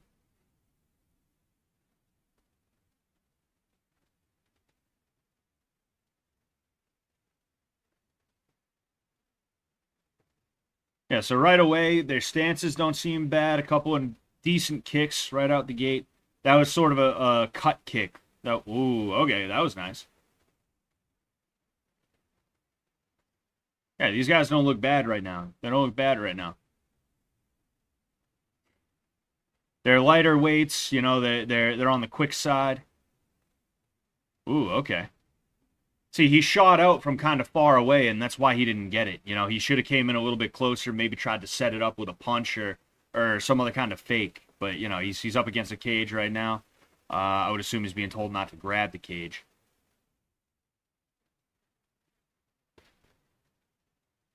Oh, hey, not a bad kick. Ooh, that was a nice kick. That question mark kick. You can tell he really likes that kick. That was the second time he threw it, the first time he actually made it land. Oh, okay. Nice little double kick there. I think they call that a scissor kick. I could be wrong. I could be wrong about that. So the distance control on blue is pretty good. It wouldn't. Ooh, he got kicked in the balls. He got kicked in the Ali's. Is what happened. He got kicked in the Ali's. So it looks like we have a dude who probably has some Taekwondo experience versus a guy who is probably more of a wrestler, right? I mean, that wasn't bad. Nice, not question mark kick. What the hell? Question mark kick, Superman punch into closing the distance, but he's up against the cage again. I also noticed these guys are using the turtle shell MMA gloves. Oh, he was grabbing the fence there. As you can see, they're not like regular MMA gloves. You can see right there, they're like a hybrid between MMA and boxing gloves. They can be a little bit better for training, and a lot of places will use them for amateurs because it's a little bit more padding.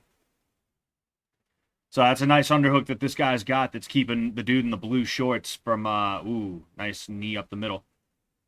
He's keeping the dude in the blue shorts from dropping a level to shoot him for the takedown because of that underhook that he's got with his left hand. Nice knee. Ooh, return knee, though. Punch out of the clinch, but I don't think it really landed for much. That was a decent kick from the dude in the red shorts. The dude in the red and black is in the blue corner. The dude in the blue is in the red corner. So it's like annoying, you know? Wow, that was quite the left hook there.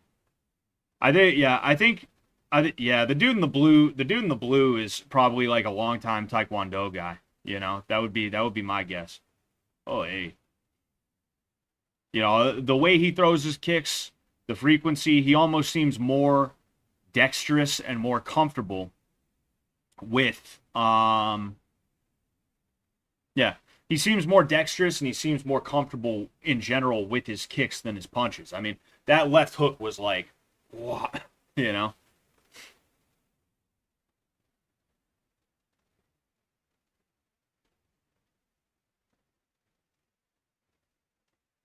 Yeah, so red and black, I would say I think this is round 3 right here. For some reason, it's counting up. You can't really see right now, right? The timer is counting up instead of down. So, all right. But I believe this is round 3 if I remember correctly. And right now, the dude in the blue shorts is definitely winning. You know, he's just done more. You know, the dude in the red and the black, he needs to get in. Because when it comes to kickers, right? I mean, he shot in the first round. It didn't seem. Ooh, looked like he checked. That was a nice shot in the first round. He was just out a little bit too far. There's another shot right there. Again, out a little bit too far, and he didn't do enough to set it up, right? If he could just set it up, if he could come in high with like that jab cross hook and then shoot in underneath that, he'd be in good shape. Because when he does dart in, the dude in the blue sometimes gets caught. He just gets caught up, and there isn't really much that he can do. You know, he's just like, oh shoot, you know. Ooh, I like that. He was going for an inside reap, right? He used that leg to hook this leg, and he was trying to yank it out so that he would fall down. That was an attempt at a sweep right there from the dude up against the cage, and I don't see how that would have been able to work.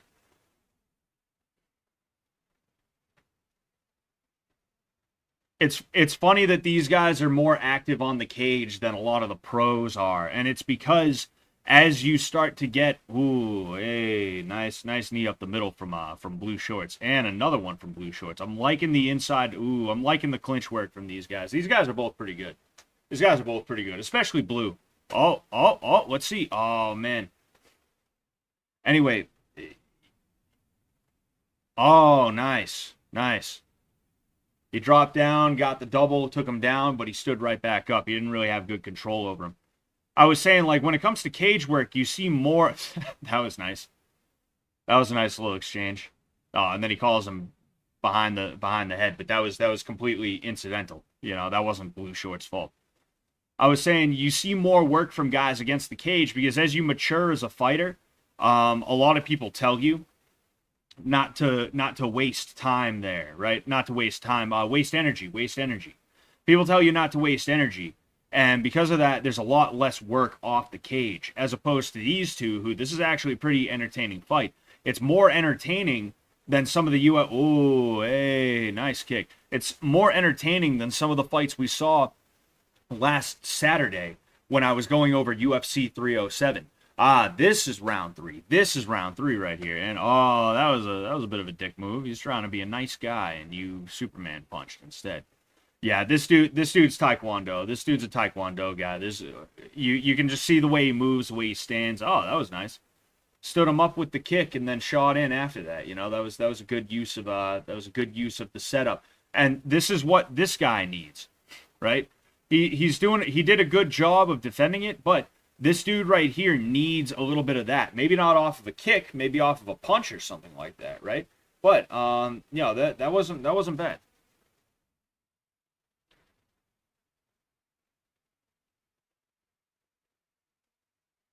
When are they bringing out the curry? I think the winner gets the curry. Actually, I think to the winner goes the curry in India. That was a yeah. He loves those Taekwondo style kicks. That was an interesting combination. I won't say it was the greatest combination, but I like that he went Wow, I like that he went hands to a high kick.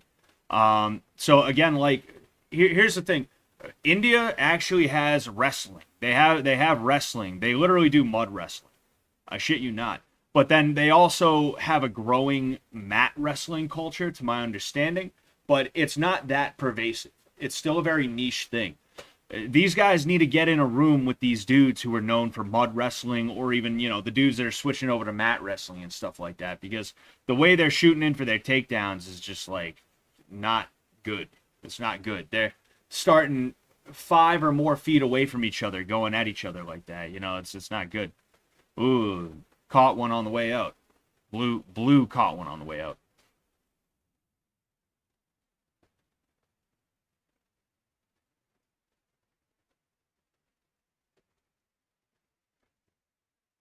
Oh, that wasn't a bad idea. You know, you deflect the kick, or you catch the kick and then you close distance. That was not a bad idea. It's just he tried to do it weird, you know. He tried to deflect the kick almost like that from what it looked like, and then he went darting in. It would have been better for him to catch the kick and then try and kick the other dude's leg out. Again, we have some cage work. These guys are a little bit more tired now, but they're still working more than that Bautista dude did against Aldo. Is he gonna get it? He would have had it if he didn't grab the cage. He would have had it if he didn't grab the cage. The official, I think the official's taking a point away. The official's taking a point away. Dude, they shouldn't be resetting. They shouldn't be resetting in the middle. They should. The only reason you're gonna reset in the middle is if you're taking a point away from this dude right here, from black and red, right? You don't just reset just because blue, even though, oh, hey, that was a nice kick. Nice punch, too. That was a wide looping hook, but it got the job done. And I'd be pretty pissed off if this dude got declared the winner. I was going to say, Mr. Dewedi definitely won that. So, yeah, that was pretty good. That was pretty good. Chakraborty. That's such a funny name to me. But yeah, like that was interesting. I like that, you know. It was not what I expected. Don't get me wrong. I'm not saying I expected these guys to be like ridiculously like bad or anything like that, right? But I didn't expect them to be as good as they were, you know. And if that's the future of MMA in India right there, then I think India's in good hands. I think they're gonna end up making it, you know, sometimes over the next 5 to 10 years. In India superpower 2030. India MMA superpower 2030. Okay, you heard it here, folks. You heard it here. That's why they're fed greens a month straight before the fight to tenderize their meat. That's exactly what it is. In India, they grind up the loser to feed the winner. Ah, yes. Ancient Jeet combat secrets. That's exactly what it is. I see a lot of bare knuckle boxing videos nowadays, like it's commonplace. I think it's a little barbaric. I remember when they were trying to legalize bare knuckle boxing. Yeah, I mean, I like it. You know, I think it's another piece of combat sports. As MMA gets stale and boring and annoying, we're gonna need something to replace it, and boxing is not gonna be that thing. Regular boxing is not gonna be that thing, because regular boxing is too far up its own ass right now. Hopefully, over the next 5 to 10 years, there will be a champion who is worth watching. None of the champions are worth watching. Canelo, I don't care. Usyk, I don't care. Joshua, never gave a shit about that guy. I just don't like it. None of them matter to me. The closest thing to one that I would watch is probably Canelo. Maybe Tyson Fury. I know he just lost to Usyk, but like, I'm just not interested in these guys. They're just not fun to watch. Boxing is not fun to watch, and MMA is becoming unfun to watch as well. It's becoming its own way of its own version of not fun, you know? And I mean, bare knuckle boxing could fill that void. You know, I think it's on its way up. Whether it's BKFC, BYB, BKB, or another fledgling organization that comes up. I think it could be not something that displaces MMA. I think MMA as of right now is a little bit too high up to be displaced by bare knuckle boxing, but it's something where people could look to it and be like, ah, yes, this is exactly what I wanted. And I talked a little bit about this with the Forrest Griffin, Stephan Bonner analysis. I did an analysis and I put it on my Patreon. If you want to check that out, it's $5 a month for exclusive content of a bunch of different kinds, including what I'm doing now is fight analysis on Patreon. But I talked about that a little bit at the end of the video, is if you watch the fight between Stephan Bonner and Forrest Griffin, they didn't have to fight as hard as they did. They didn't have to do what they did. One of them could have quit early on. One of them could have decided to be timid. They could have decided, no, I don't want to engage in this way. I don't want to be in the pocket throwing hard shots.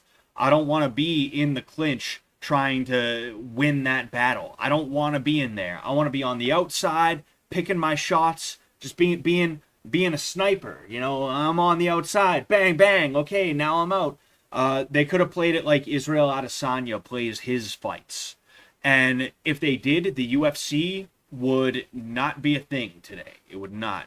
MMA would probably not exist in the state that it does today in the United States. If we were lucky, since there was a vacuum that was created from the death of the UFC, Pride FC would have been able to come over to the US and they may have been able to get their shit done here. But when it comes to the UFC, it wouldn't have worked out if Stephan Griffin, Stephan Bonner and Forrest Griffin, if they did not absolutely positively leave it all out there on in the cage, right?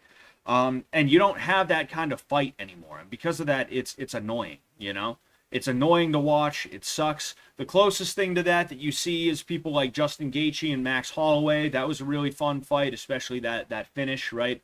You see people like Alex Pereira, who he's a technician, but he is an exciting one, unlike Israel Adesanya. Israel Adesanya was exciting when he was knocking out dudes who were not on his level. Now you got dudes who, MMA-wise, they're about as good as him. Even someone like Dricus du Plessis, who he's known for having trash stand-up, was able to beat him, right? We need more Alex Pereiras. We need more Max Holloways. We need more Tony Fergusons even. You know, Tony Ferguson fight losing streak, right? We need more guys like that. Dudes that are game, dudes that'll go in and they'll have exciting fights.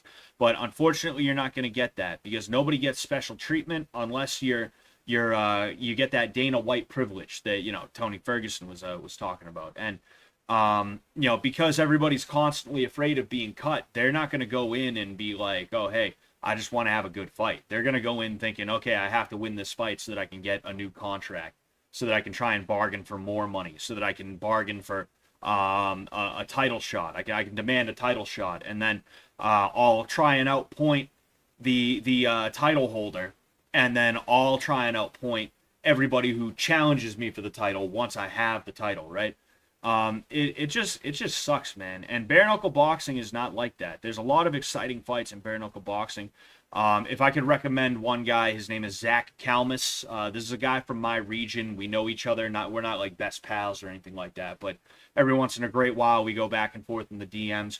He was at the tryout that I went to. If you scroll down far enough on my Instagram, you'll see a picture of me and him. I actually met him back in like 2014, 2015. We fought on a couple of the same cards, and he's just a really nice guy, really cool dude. I love the hell out of Zach, but like he fights exactly the way you want to see. Exactly. It doesn't matter. Win, lose, or draw, he's going out there and he's leaving it all out there. He's not worried about trying to make the claim of being the best ever. He's not worried about trying to be a double champ. He's not worried about but if I lose this fight, then it's going to set me back, so I can't actually go out there and fight. I have to go out there and hold them against the cage and score rabbit punches, basically. You know, legal rabbit punches, little dirty boxing shots that are meant to outpoint the guy. He's not worried about doing any of that. He's worried about going out there and leaving it all out there. And because of that, I love the hell out of Zach. I love watching Zach. When he's on, it's one of the few times that I'll watch BKFC, because even then, like I said, like I like fights, I like good fights, but even the way BKFC runs their shit, is just not that good. And because of that, a lot of the guys that started with BKFC went over to BYB, right?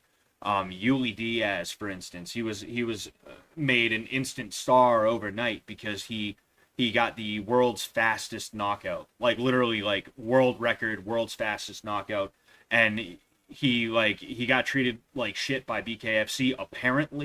Apparently that's what he's saying, and because of that, he went over to BYB.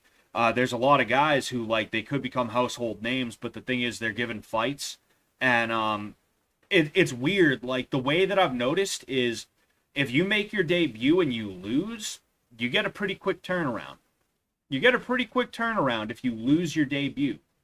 But if you make your debut and you win at BKFC, we're not going to see you for like a year and a half. I've noticed that. It's like a weird thing. Like you win, we'll see you in a year. You lose, no more than 6 months. It's like it's just a weird thing the way they set their stuff up. But they're in a spot right now where their whole thing is they top load their cards with like 1, 2, maybe 3 good fights. You know, they'll have like a girl fight with like Taylor Starling on it. She's fun to watch.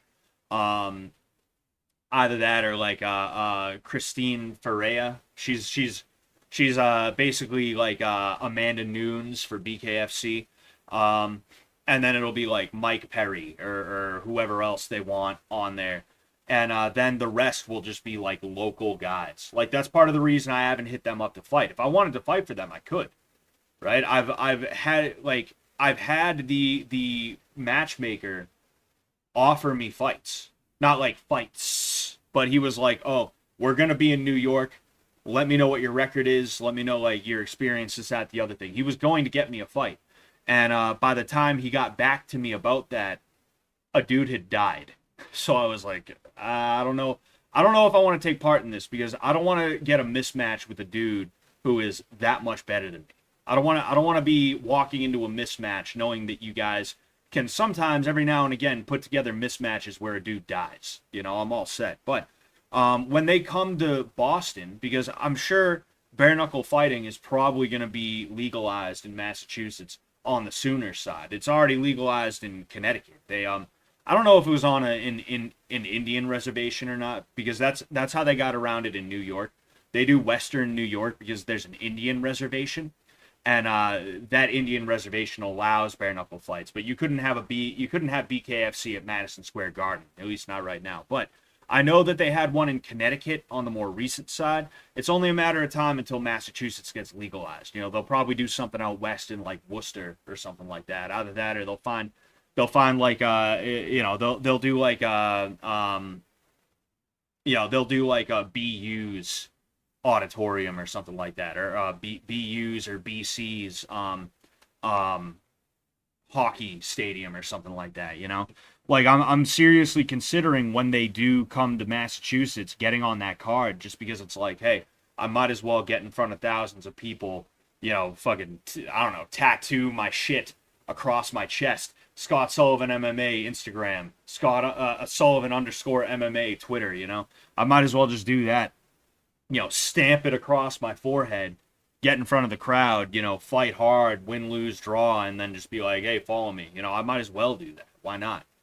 You know, it'll be fun. I've wanted to do bare knuckle fighting. It's just that I don't see it as being worth it as of right now. But if they came to Boston and I didn't have to hop on a plane and go down to Mississippi or Minnesota or something like that, I'd be like, yeah, all right, fuck it. You know, whatever. They're coming to me. They're coming to me, dude. You know?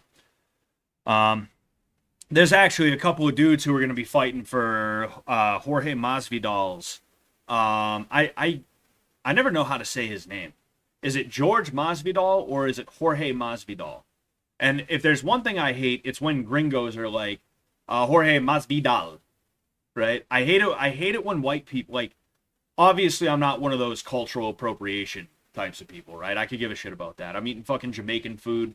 I'm showing you guys dance hall music videos. I'm fucking, you know, hanging out, talking with my wife about Brazilian culture and shit like that. Like, I could give a shit about that. But if there's one thing I hate, it's white people who are like, Masvidal, you know, tacos. You know, can I have a burrito? Like, shut the fuck up, you know? Latinos are crazy with it too. They're the only people who get upset when you don't pronounce something with their accent, you know? It's not no, it is not Latino. It's Latino. You know, they get mad at you like that. And it's like, all right, man, next time you pronounce the word maple syrup, I'm gonna be like, no, it's not maple syrup. It's maple syrup. Say it. Say it the right way. I'm gonna be like that. No, but like, jokes aside, I started riffing there. What's his face? Oh yeah. Like I know of a couple of guys who are gonna be fighting on the bare knuckle MMA card coming up on November 15th. For Jorge's Game Bred Fighting Championships. One of them is a dude that I actually trained with years ago. He got his start at my gym. Not like my gym. I mean the gym that I'm at now. You know, I've been with that gym the entire time. He ended up having to leave because he just couldn't get the training that he needed there at the time. That's also another reason why I'm not fighting right now, is because I'm the coach. There's only like 2 or 3 classes that I don't teach, right? I'm teaching everybody constantly, but it's hard to fight when you're not able to actually train for yourself. You got to teach everybody else all the time. But yeah, so there's one guy, and then there's another dude from the region who he's kind of making a name for himself in that little environment. He's the main event, actually. His name is Randy Costa. You should definitely check him out. He's a cool dude. He tried to be my friend years ago, but I was too autistic. I was at his gym, and it was a sparring day, because you know, every Saturday I would go down to that gym to get sparring in, and there's like a room full of like 40-50 dudes most of the time. And he sits down next to me and is like, hey, I'm Randy. And I'm like, what's going on? I'm Scott. And then I just go back to kind of watching the sparring, because I'm in training mode. I'm not in like, hey, let's be pals with everybody mode. And I just kind of like, I kind of saw out of the corner of my eye, he was like, and then he just got up and left. And like, as soon as he did that, I was like, oh shit, he wanted to have a conversation. Oh, fuck. Whoops. Whoopsies. Whoops. Oopsies. You know? But no, like, he's a really cool guy from what I've seen. You know, I've seen him interact with people, and the way that he came over to me and tried to be pals with me, like, you know, I know he's a cool dude. I'm just, when I'm in the gym, I'm like, that's me when I'm in the gym. I'm like, a little bit of drool coming down, you know? But yeah, so those are 2 dudes from my region that are going to be fighting on there. Plus, there's a chick that fights for BYB as well. I think her name is like Sarah Click or something like that. She trains out of a gym in Hyde Park. She trains out of a gym in Hyde Park, kid. I'm pretty sure that's who it is. But her name is Sarah Switchkick Click. I'm pretty sure. I remember her from years ago because she always used to be around the fighting promotion that I was fighting at years ago. And I just think it's ironic that her nickname is Switch Kick, but she's now a boxer. Anyway, I'm craving pierogies. Pierogies are good. Pierogies are mad good. Southeast, eh? Do they make the barbecue with mustard where you are? If so, we use that mustard sauce. Anyway. Oh yeah, so before I get into Duolingo, right? I'm gonna do a little bit of Duolingo. Oh wait, what am I doing? What am I doing here? What is wrong with me? What is going on here? I'm trying to find the. Okay. Okay. Well.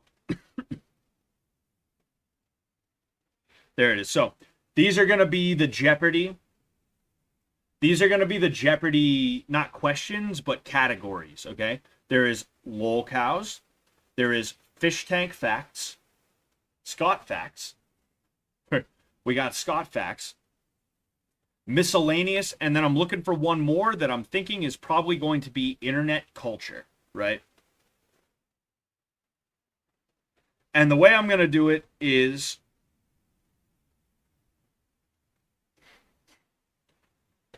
it's going to be similar to the dating show where you can add points to whoever you want as you know, as needed, as necessary, right? Not as needed, but you can add points to whoever you want via a you can add points to whoever you want via super chat, okay? And you can also submit questions via super chat. And what's going to happen is every 5 questions that get asked from the list, I'm going to pause and I'm going to ask viewer questions. Okay, that's the way it's going to go. I would say every time we get through a column, every time we get through a not an organization, a topic, right? Every time we do that, I would do it that way, but the thing is, chances are someone's going to be like lolcows for 100, then they're going to be like Scott facts for 500. They're gonna be like that. So it'd be tough for me to be like every time we get through one, because it's gonna probably be a while before we get through one. So every 5 questions, I'm gonna check for viewer submitted questions. Is what I'm gonna do, how I'm gonna do it. Anyway, I need to finish my fucking curry goat.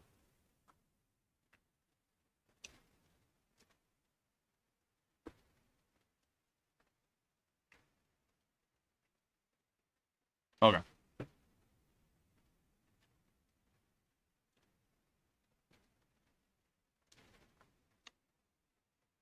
So, we're going to go ahead. We're going to see how much Portuguese, all right? How much Portuguese we have. Like, which one of these is the boy? Ah, that's way too easy. And I knew it was o homem, right? There's homem, mulher, menino, and then menina, which is girl, right? And you know, they like girl. It'll be used as a slang too. They'll be like, "Oh, meninas," you know, "Oi, meninas," "Hello, girls," you know, things like that. Warming. Oh, there's fucking I didn't even know. Warming. Warming.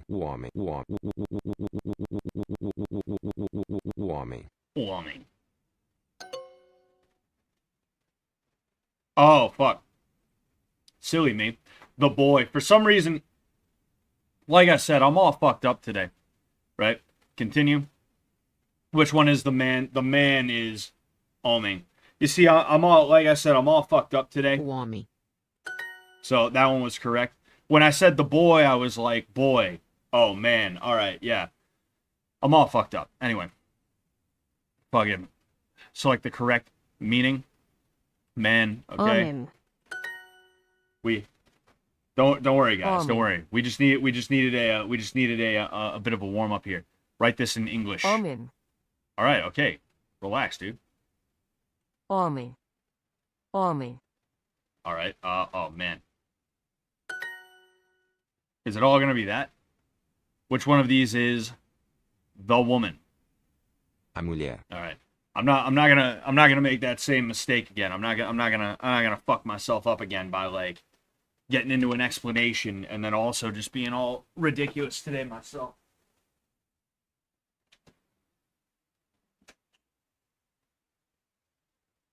My dog wanted in. Yeah, today was just insane because I'm dealing with 5 different things simultaneously, you know, and it's like really ridiculous shit. Like I'm trying to get my shoulder issue fixed, but I'm in a weird spot where my insurance changed and I need to get a new primary care physician. So I go to the orthopedic. I'm like, hey, I want to make an appointment. They're like, oh, I wasn't going to tell you this story, but now I want to because I'm still very fucking stressed out about it. I want to vent for a second. I go to the orthopedic. I'm like, hey, I want to make an appointment. They're like, oh, your insurance isn't going to cover it unless you have a referral from your primary care physician. Well, I don't have a primary care physician. Well, you're going to have to get one. Fine. I try and get a primary care physician. For one thing, there's a big-ass waiting list for most primary care physicians to the point where they won't even call you back. you'll be like, yeah, put me on the waiting list, and you won't ever get a call back. If you do, it's going to be like 5 years in the future. So I go looking around for one, right? I finally find one. I call them up. They're like, oh, we don't actually have that guy here anymore. But if you want, there's another guy. We can pencil you in for late November, early December. That's obviously not going to work. I am out of work right now. I need to get this shit fucking figured out so that I can actually go back to work at some point. As much as I hate the prospect, I'm going to have to go back to work. So I'm like, fine, okay. Like, is there any way to get me in sooner, though? They're like, yeah, we'll talk about that in a second, though. So what you're going to need to do is you're going to need to call your insurance, get a number, then call me back with that number. No, actually, wait. No, I have it here. I should probably just shut up about this and move on, but you guys know me. I'm the top yapper over here.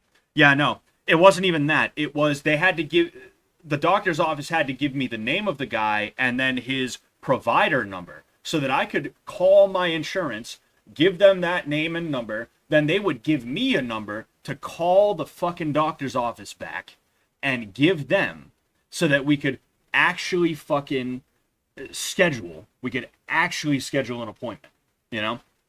And then finally they're like, oh yeah, but it's gonna be like late November, and I'm like, fuck, I need it sooner.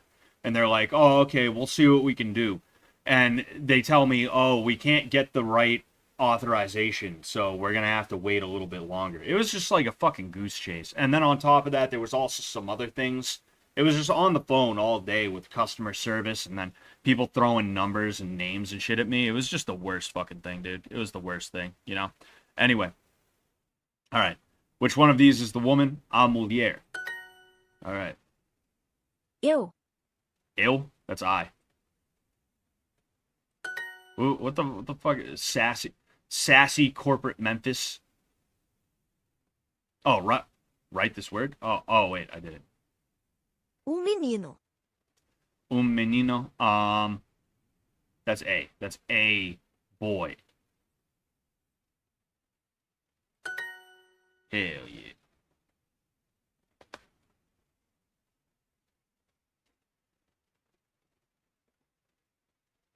Yo, I thought this dude was pregnant. Select the correct meaning. A. Uma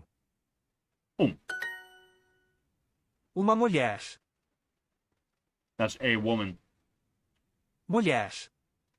Mulher. Mulher. Uma. Mulher. Uma. Mulher. Mulher. Mulher. Uma. Anyway, you see, Portuguese is a gendered language. Dude, really? It's going to tell me? It's going to tell me? That's how easy it's going to be? That's ridiculous. Select the correct spelling. Or select the correct meaning. Excuse me. Sou menino. That is I am. I am a boy. Eu sou. Seek Portuguese, exactly. Eu sou. Eu sou. That is eu sou. Sou. Eu sou. Eu sou. Eu sou. Eu sou. Eu sou. 11 in a row. I can't believe I fucked up the first one simply because I was being so careless. Select the matching pairs. Okay. Man, homem, woman, mulher, boy, menino, eu. Select the matching pairs again. So select the match. I need to make sure I read it. I'm like, it's giving it to me again? Oh, how do I know it's giving it to me again? Okay. Homem. Eu. Woman. Mulher. Boy, menino. Select the matching pairs. Okay. Boy, menino, eu, man, homem, woman, mulher. Let's review the exercise you missed. Fuck off. Fuck off, owl, fucking asshole. Here you go, alright? Eat shit. Eat shit. That's what I thought, pussy.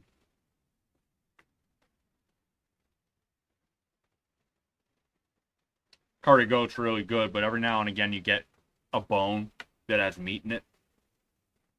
You gotta fucking get it out.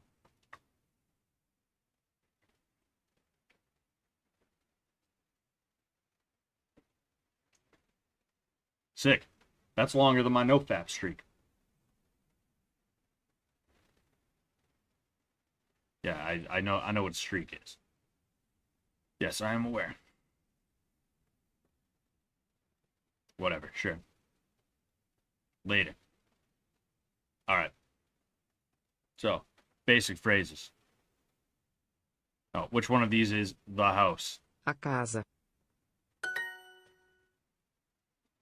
Which one of these is the girl? A menina. Menina. Oh. See, it's kind of ridiculous too because it capitalizes the G, but then like I understand this is supposed to be like basic Portuguese, right? So like, you know, anything they can do to help you out, they're gonna do. But like, how easy are you gonna make it when I can just go hover over that and you can see exactly what it is? Which one of these is the car? O carro. Car. No, carro. Okay. O carro. O carro. O carro. Carro. Carro. A car.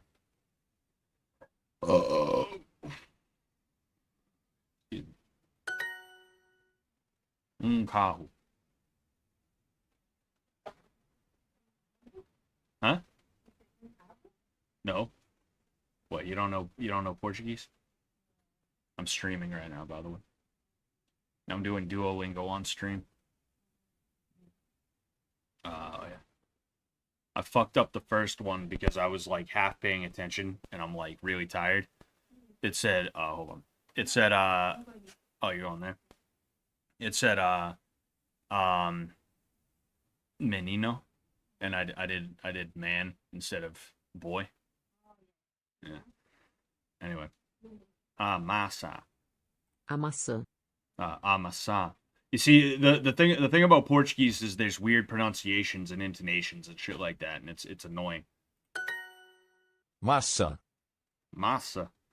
Apple. Tenho uma casa. Oh, I have a house. I have a house. Eu tenho uma maçã.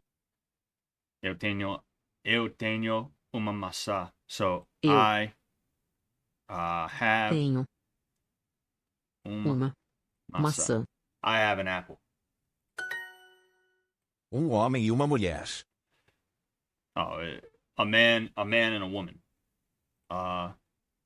Man and a woman. A woman. I could learn Portuguese if it was Nick's voice teaching me. Nick's voice and talking about selling cars as well.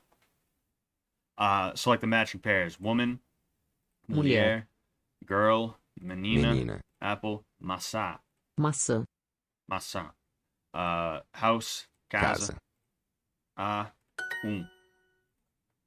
It's funny too because there are I would assume there's dialect differences because Brazil is a really big country, but there's pronunciation, accent. There's accent differences as well. You know, like the way my wife says it is a teeny tiny bit different from how this says it. You know, select the correct meaning. And E. Newey. Let's make this a bit harder. I have a house and a car. Eu tenho house. Uma casa. E. Baby, how do you say and? Is it E or A? How How do you say and? Do you say E or A? A. You see, hold on. E. Yeah, like I was talking about how like the way they pronounce it is a little bit different from the way you pronounce things. Carro. A boy and a girl. Menino e uma mulher. Actually, no, wait, that's woman. Duh. Menina. Yes. I have a car. Eu tenho carro. Hell yeah. Dude, we beast in this shit. We beast in this shit. Do they make this for Chav Talk? They should. They should.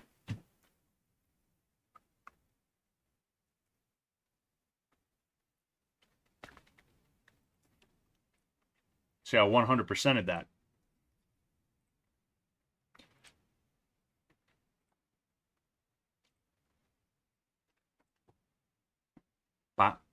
So, bread is pão, right? I was talking to them, not you. Yeah, I'm the expert here. Okay, I'm the expert.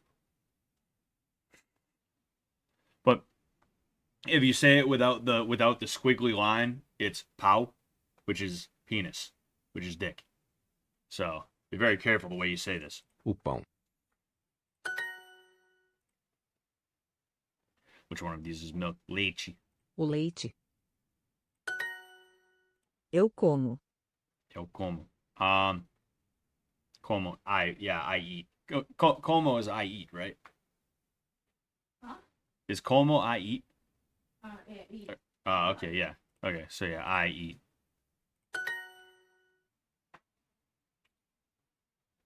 Eu como pão. Oh, I eat. Oh, well, eu como pão. Eu como pão. Hell Eu yeah. como uma maçã. I eat an apple.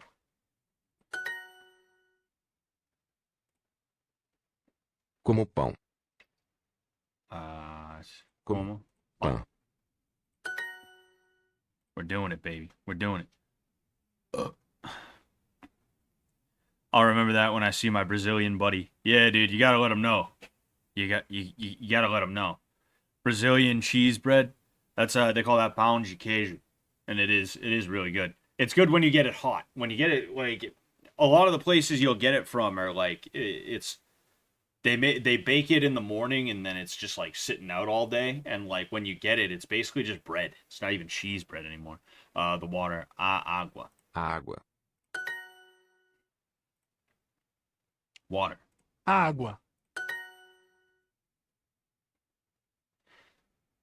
Pão e água. Oh, bread and water. Bread and water. I wish my wife was in here so I could make a joke. I was gonna say that's what they eat in Brazil because they're all in jail. Eu bebo. I drink.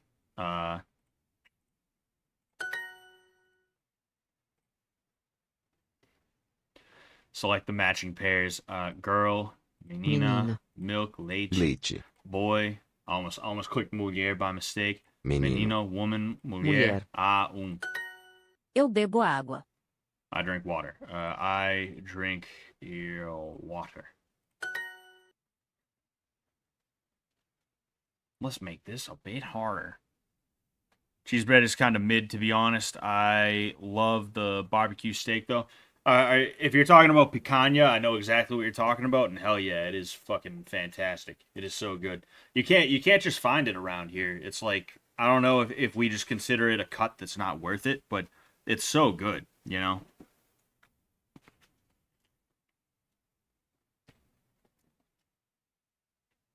Milk. Pão e leite. I drink water. Yeah, it doesn't have ale, so just bebo. Bebo água. Eu bebo leite. You see, Portuguese, a lot like Spanish, is a language where sometimes you don't need to, you don't always need to include the eu, right? Because they conjugate their verbs. We conjugate verbs, but it's a little bit different, right? To my understanding, we conjugate verbs, right? But the way they conjugate their verbs, it tells you who is doing it. So you don't need to say eu bebo leite, right? If you just say bebo leite, it would it would imply I'm the one doing it, because the conjugation bebo is the I conjugation. You would only say that if you were talking about yourself. Versus I'm not sure what the you conjugation would be for I would assume it's like bebe or some shit like that. But it's probably like bebe or something like that. I don't know. Or like bibe or whatever. Like it would be bibe leche, right? It would be you drink. That would be the you conjugation. So you wouldn't even have to say like você, which is the term that they use for you, right? That's why the last one didn't have the eu, which is I. It just went straight into the verb, you know? Because the way they conjugate their verbs, the subject is included in the verb.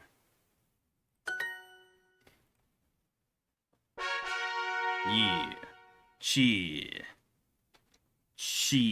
bebe leche. Well, leche. That would be the Spanish way, I believe. What's going on, Chris Zard? Thanks for coming and watching on Twitch. We're back on Twitch because Fish Tank took away the streaming, so we'll be here for a little while. Oh, I don't give a fuck. You shit. Think I need you, guidebook? I'll guide my fist square into your jaw, bitch.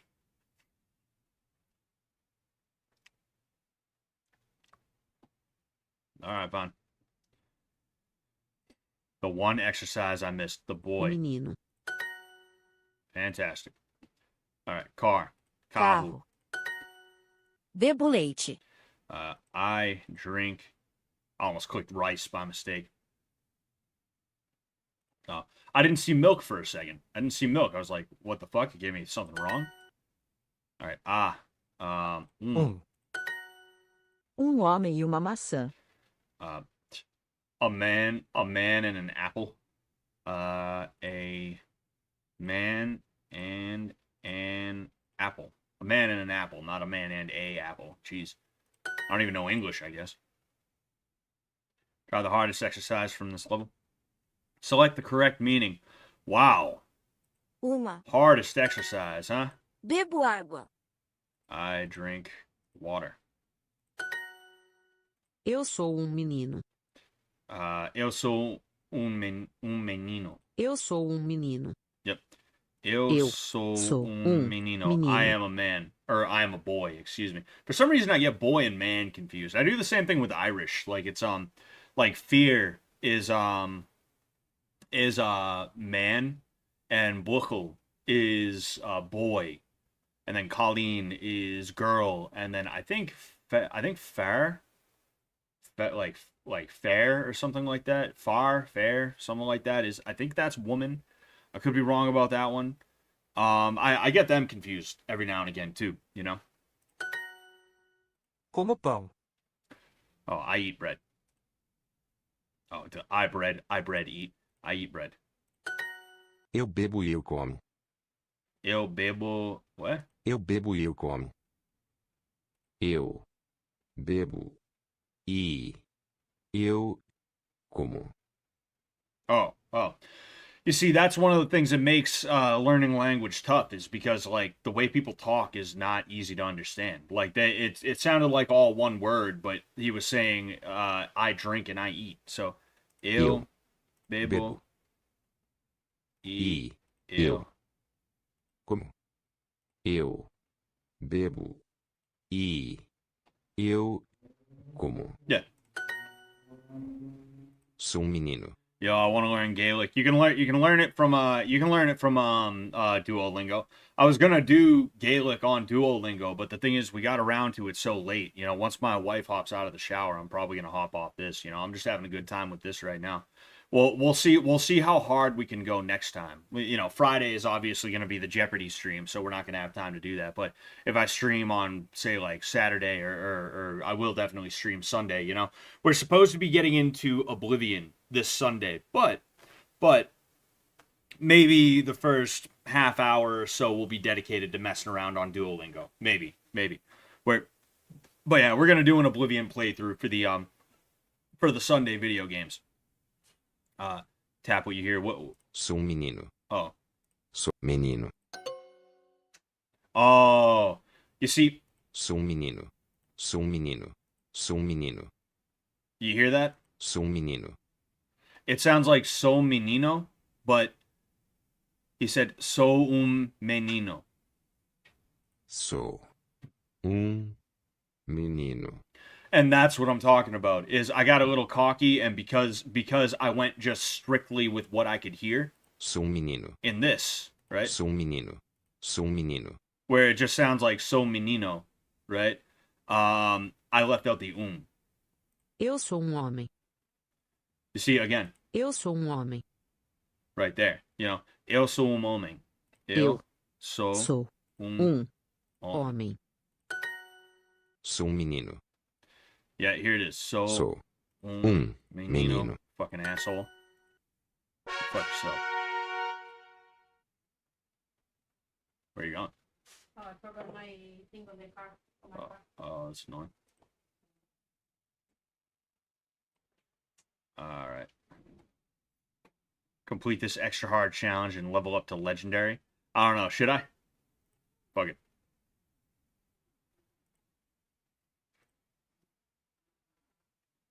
Oh, that was stupid. Alright, we'll do one more. Alright. Use basic phrases. Eu.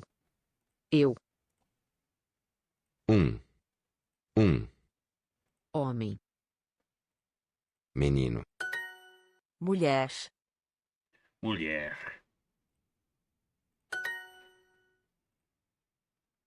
Eu.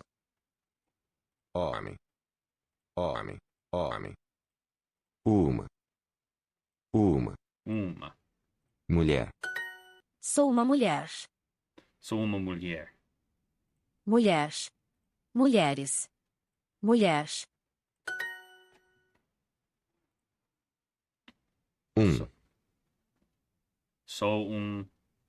Oh, you see, this, like I said, because it's a gendered language, you can tell which one is the correct one, because it's not uma. Uma would be feminine. Is masculine, so it would be menino, not menina. Right, baby? You proud of me? Eu sou menino. Eu sou menino. Eu sou menino. How am I supposed? Oh.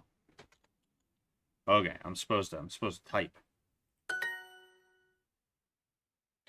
Hey, Scott, thanks for putting out that advice for your 20s video. Been in the trenches, and it came in clutch. I'm glad to hear that, T-Mac. Thank you, man. I'm glad you guys like that. If you like that, definitely share it with anybody you feel it will help. You know, I want that to get to as many people as possible. And Jeopardy stream, what's that all about? We're doing a Jeopardy stream. It's going to be Kaylee from Bitch Tank. It's going to be Goon from whatever it's called, the Hunger Games thing. Hopefully Shoe Nice is gonna be there. He said he was going to be. You know, we kind of planned that out in public, so I would hope he's gonna be there. He just told me to send him a link and he'd be there.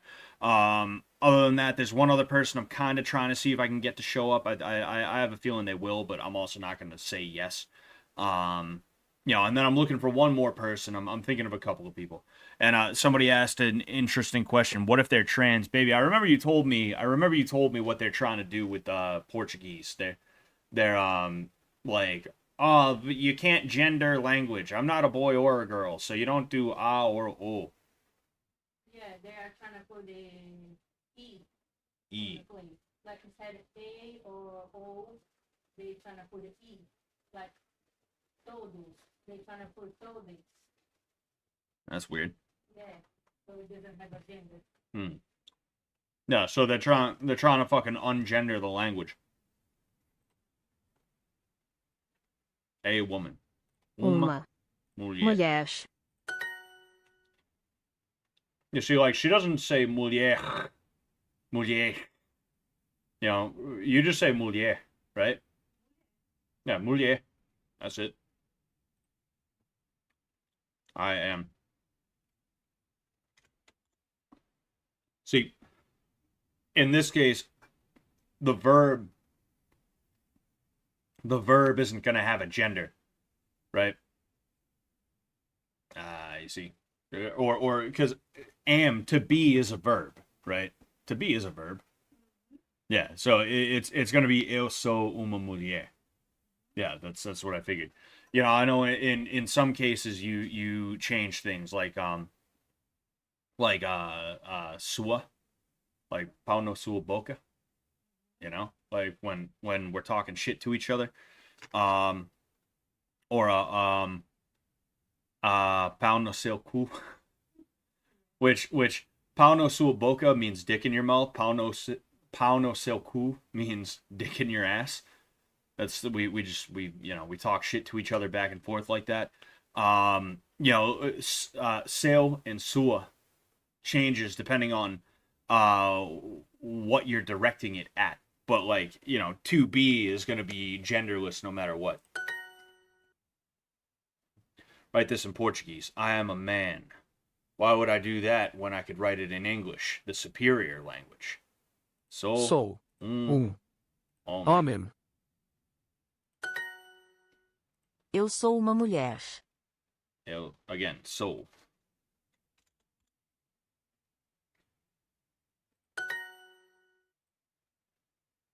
Eu sou again, gendered, so it's homem. Eu sou homem. Eu. Meu. Eu. Meu. Eu. Meu. Eu. I just like seeing this dude's name, this dude's mustache go. Meu. Eu. Meu. Eu. Is eu though. It's not meu. Meu is my. Eu is I.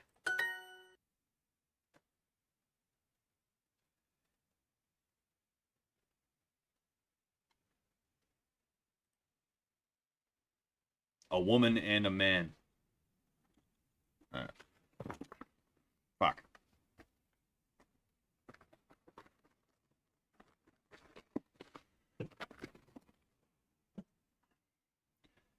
Uma mulher. I don't know why I capitalized mulher. Mulher. Oh, just a woman, a man. So I don't even need to put an. And homem. Yeah. Write this in Portuguese. A boy. Menino. The name of Boston's mayor for like a lot of my life was Tom Menino. So that's a little bit funny. I don't know why. I am boy. Sou menino. I also could put eu, but like I said, it doesn't matter. Yeah. Another perfect lesson. Another perfect lesson, ladies and gentlemen. Ladies and gentlemen, another perfect lesson. All right. No, maybe I should create a profile. 178.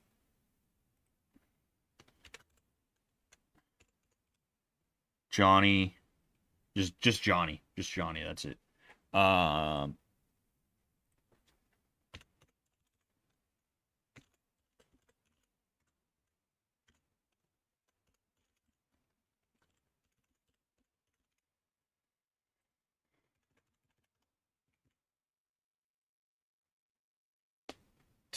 It said, please enter your real age. Fucking A. I'm putting 100 instead of 178. All right. Cool.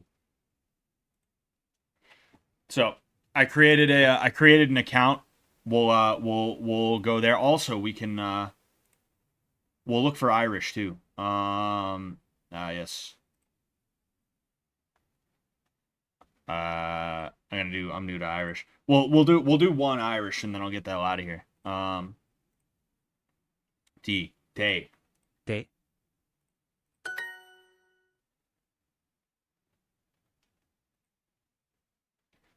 Which one is sugar?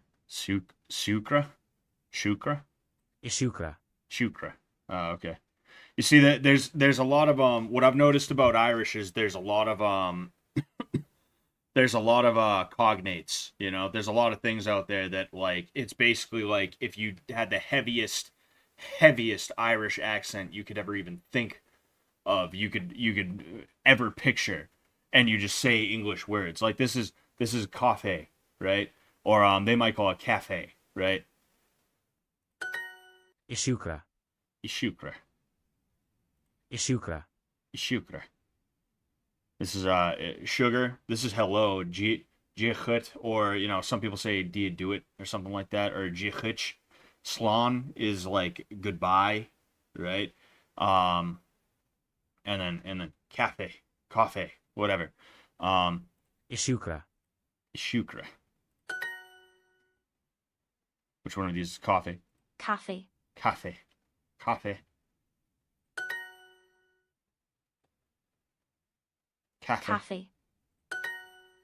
Agus is and. So cafe agus te. Katha. I don't know what that is. Katha. Te let the hole. That's tea, please. That's tea, please. Tea, please. Let a hull.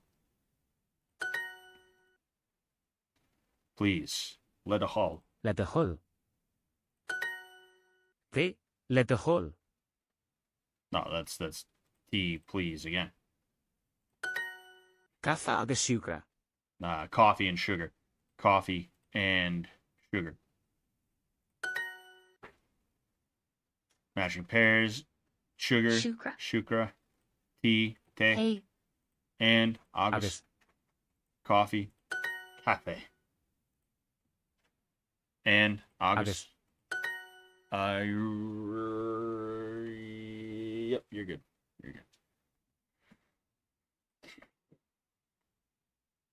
Let's make this a bit harder, oh yeah? Coffee and sugar. Cafe. Agus.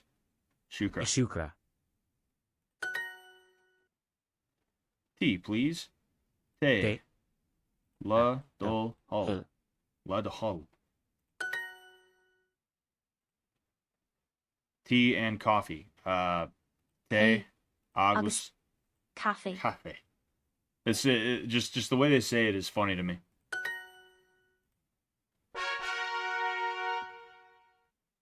Someone said Tay's name wasn't a real name, but it's Irish for tea.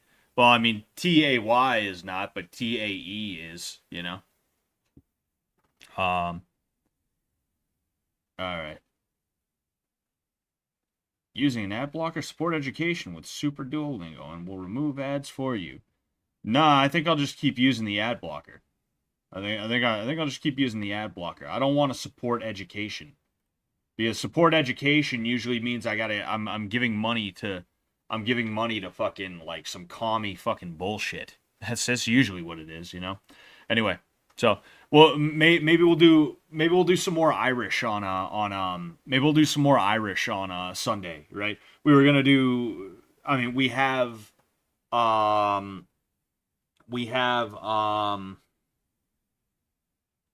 what do we have? We have Oblivion on Sunday, but maybe the first like 15-20 minutes of the stream will be an intro as well as, you know, a quick unit of Duolingo, you know, because I've wanted to buckle down and learn both Portuguese and Irish for a little while, but I just haven't had the time, the energy, you know, or the attention span for it. So it's I mean, I know a lot of Portuguese now compared to what I used to, you know.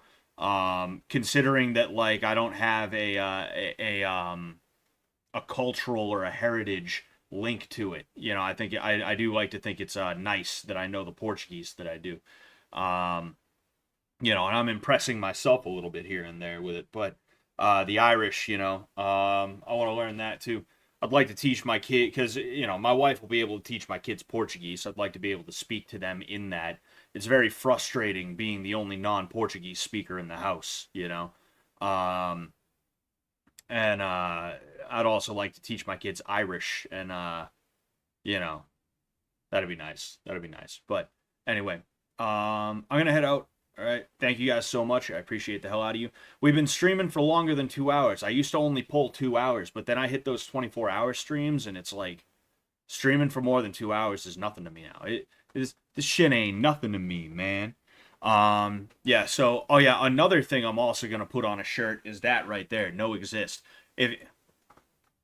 Right? That right there, though, that is on my friend's website. It is on cloutengine.net. In fact, you know what? I'll go ahead. I'll pull it up right now.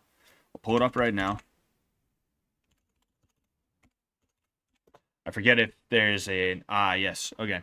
So, this is my buddy's website, okay? Meet the team. I wonder if I'm still on here.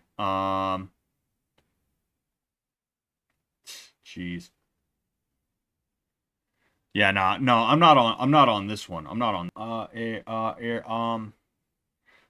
I basically gave him a design for free. I'm obviously gonna let him keep selling it, but I'm also gonna sell it myself too. And it should be around here somewhere, right? It should be around here somewhere. Don't California my Texas, right? There's a lot of pretty creative stuff on here, you know. I'll go ahead and I'll show you.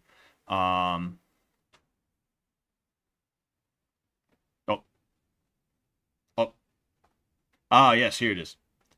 Yeah, this is my design. Literally, all I did was take the no exist sticker, bumper sticker. I found the nihilist N, because I guess nihilists have a symbol, and it's that N right there, and I put no exist, right? And obviously I do think Christ exists, right? I do think God exists, but it was sort of a it was like a parody. It's satire, right? It's more of a joke than anything. Also, you never know. You create something like that, some idiot Redditor is like, oh, hey, that's a cool shirt, and they throw it on. They take a picture of it. They post it to the atheism r/atheism subreddit, and all of a sudden you're a millionaire. You know, it's stuff like that. It's fraud world. It's peak fraud world, right? But yeah, so if you want this without even having to wait, you can find this on cloutengine.net / no exist black text, right? But if you want to wait, I'm gonna get the design. I'm gonna slap it on my Teespring, and we're gonna go ahead and we're gonna do our thing with it. So yeah, there's that. But yeah, thank you guys so much. I love the hell out of you. All right. I will talk to you guys later. Okay? Peace out.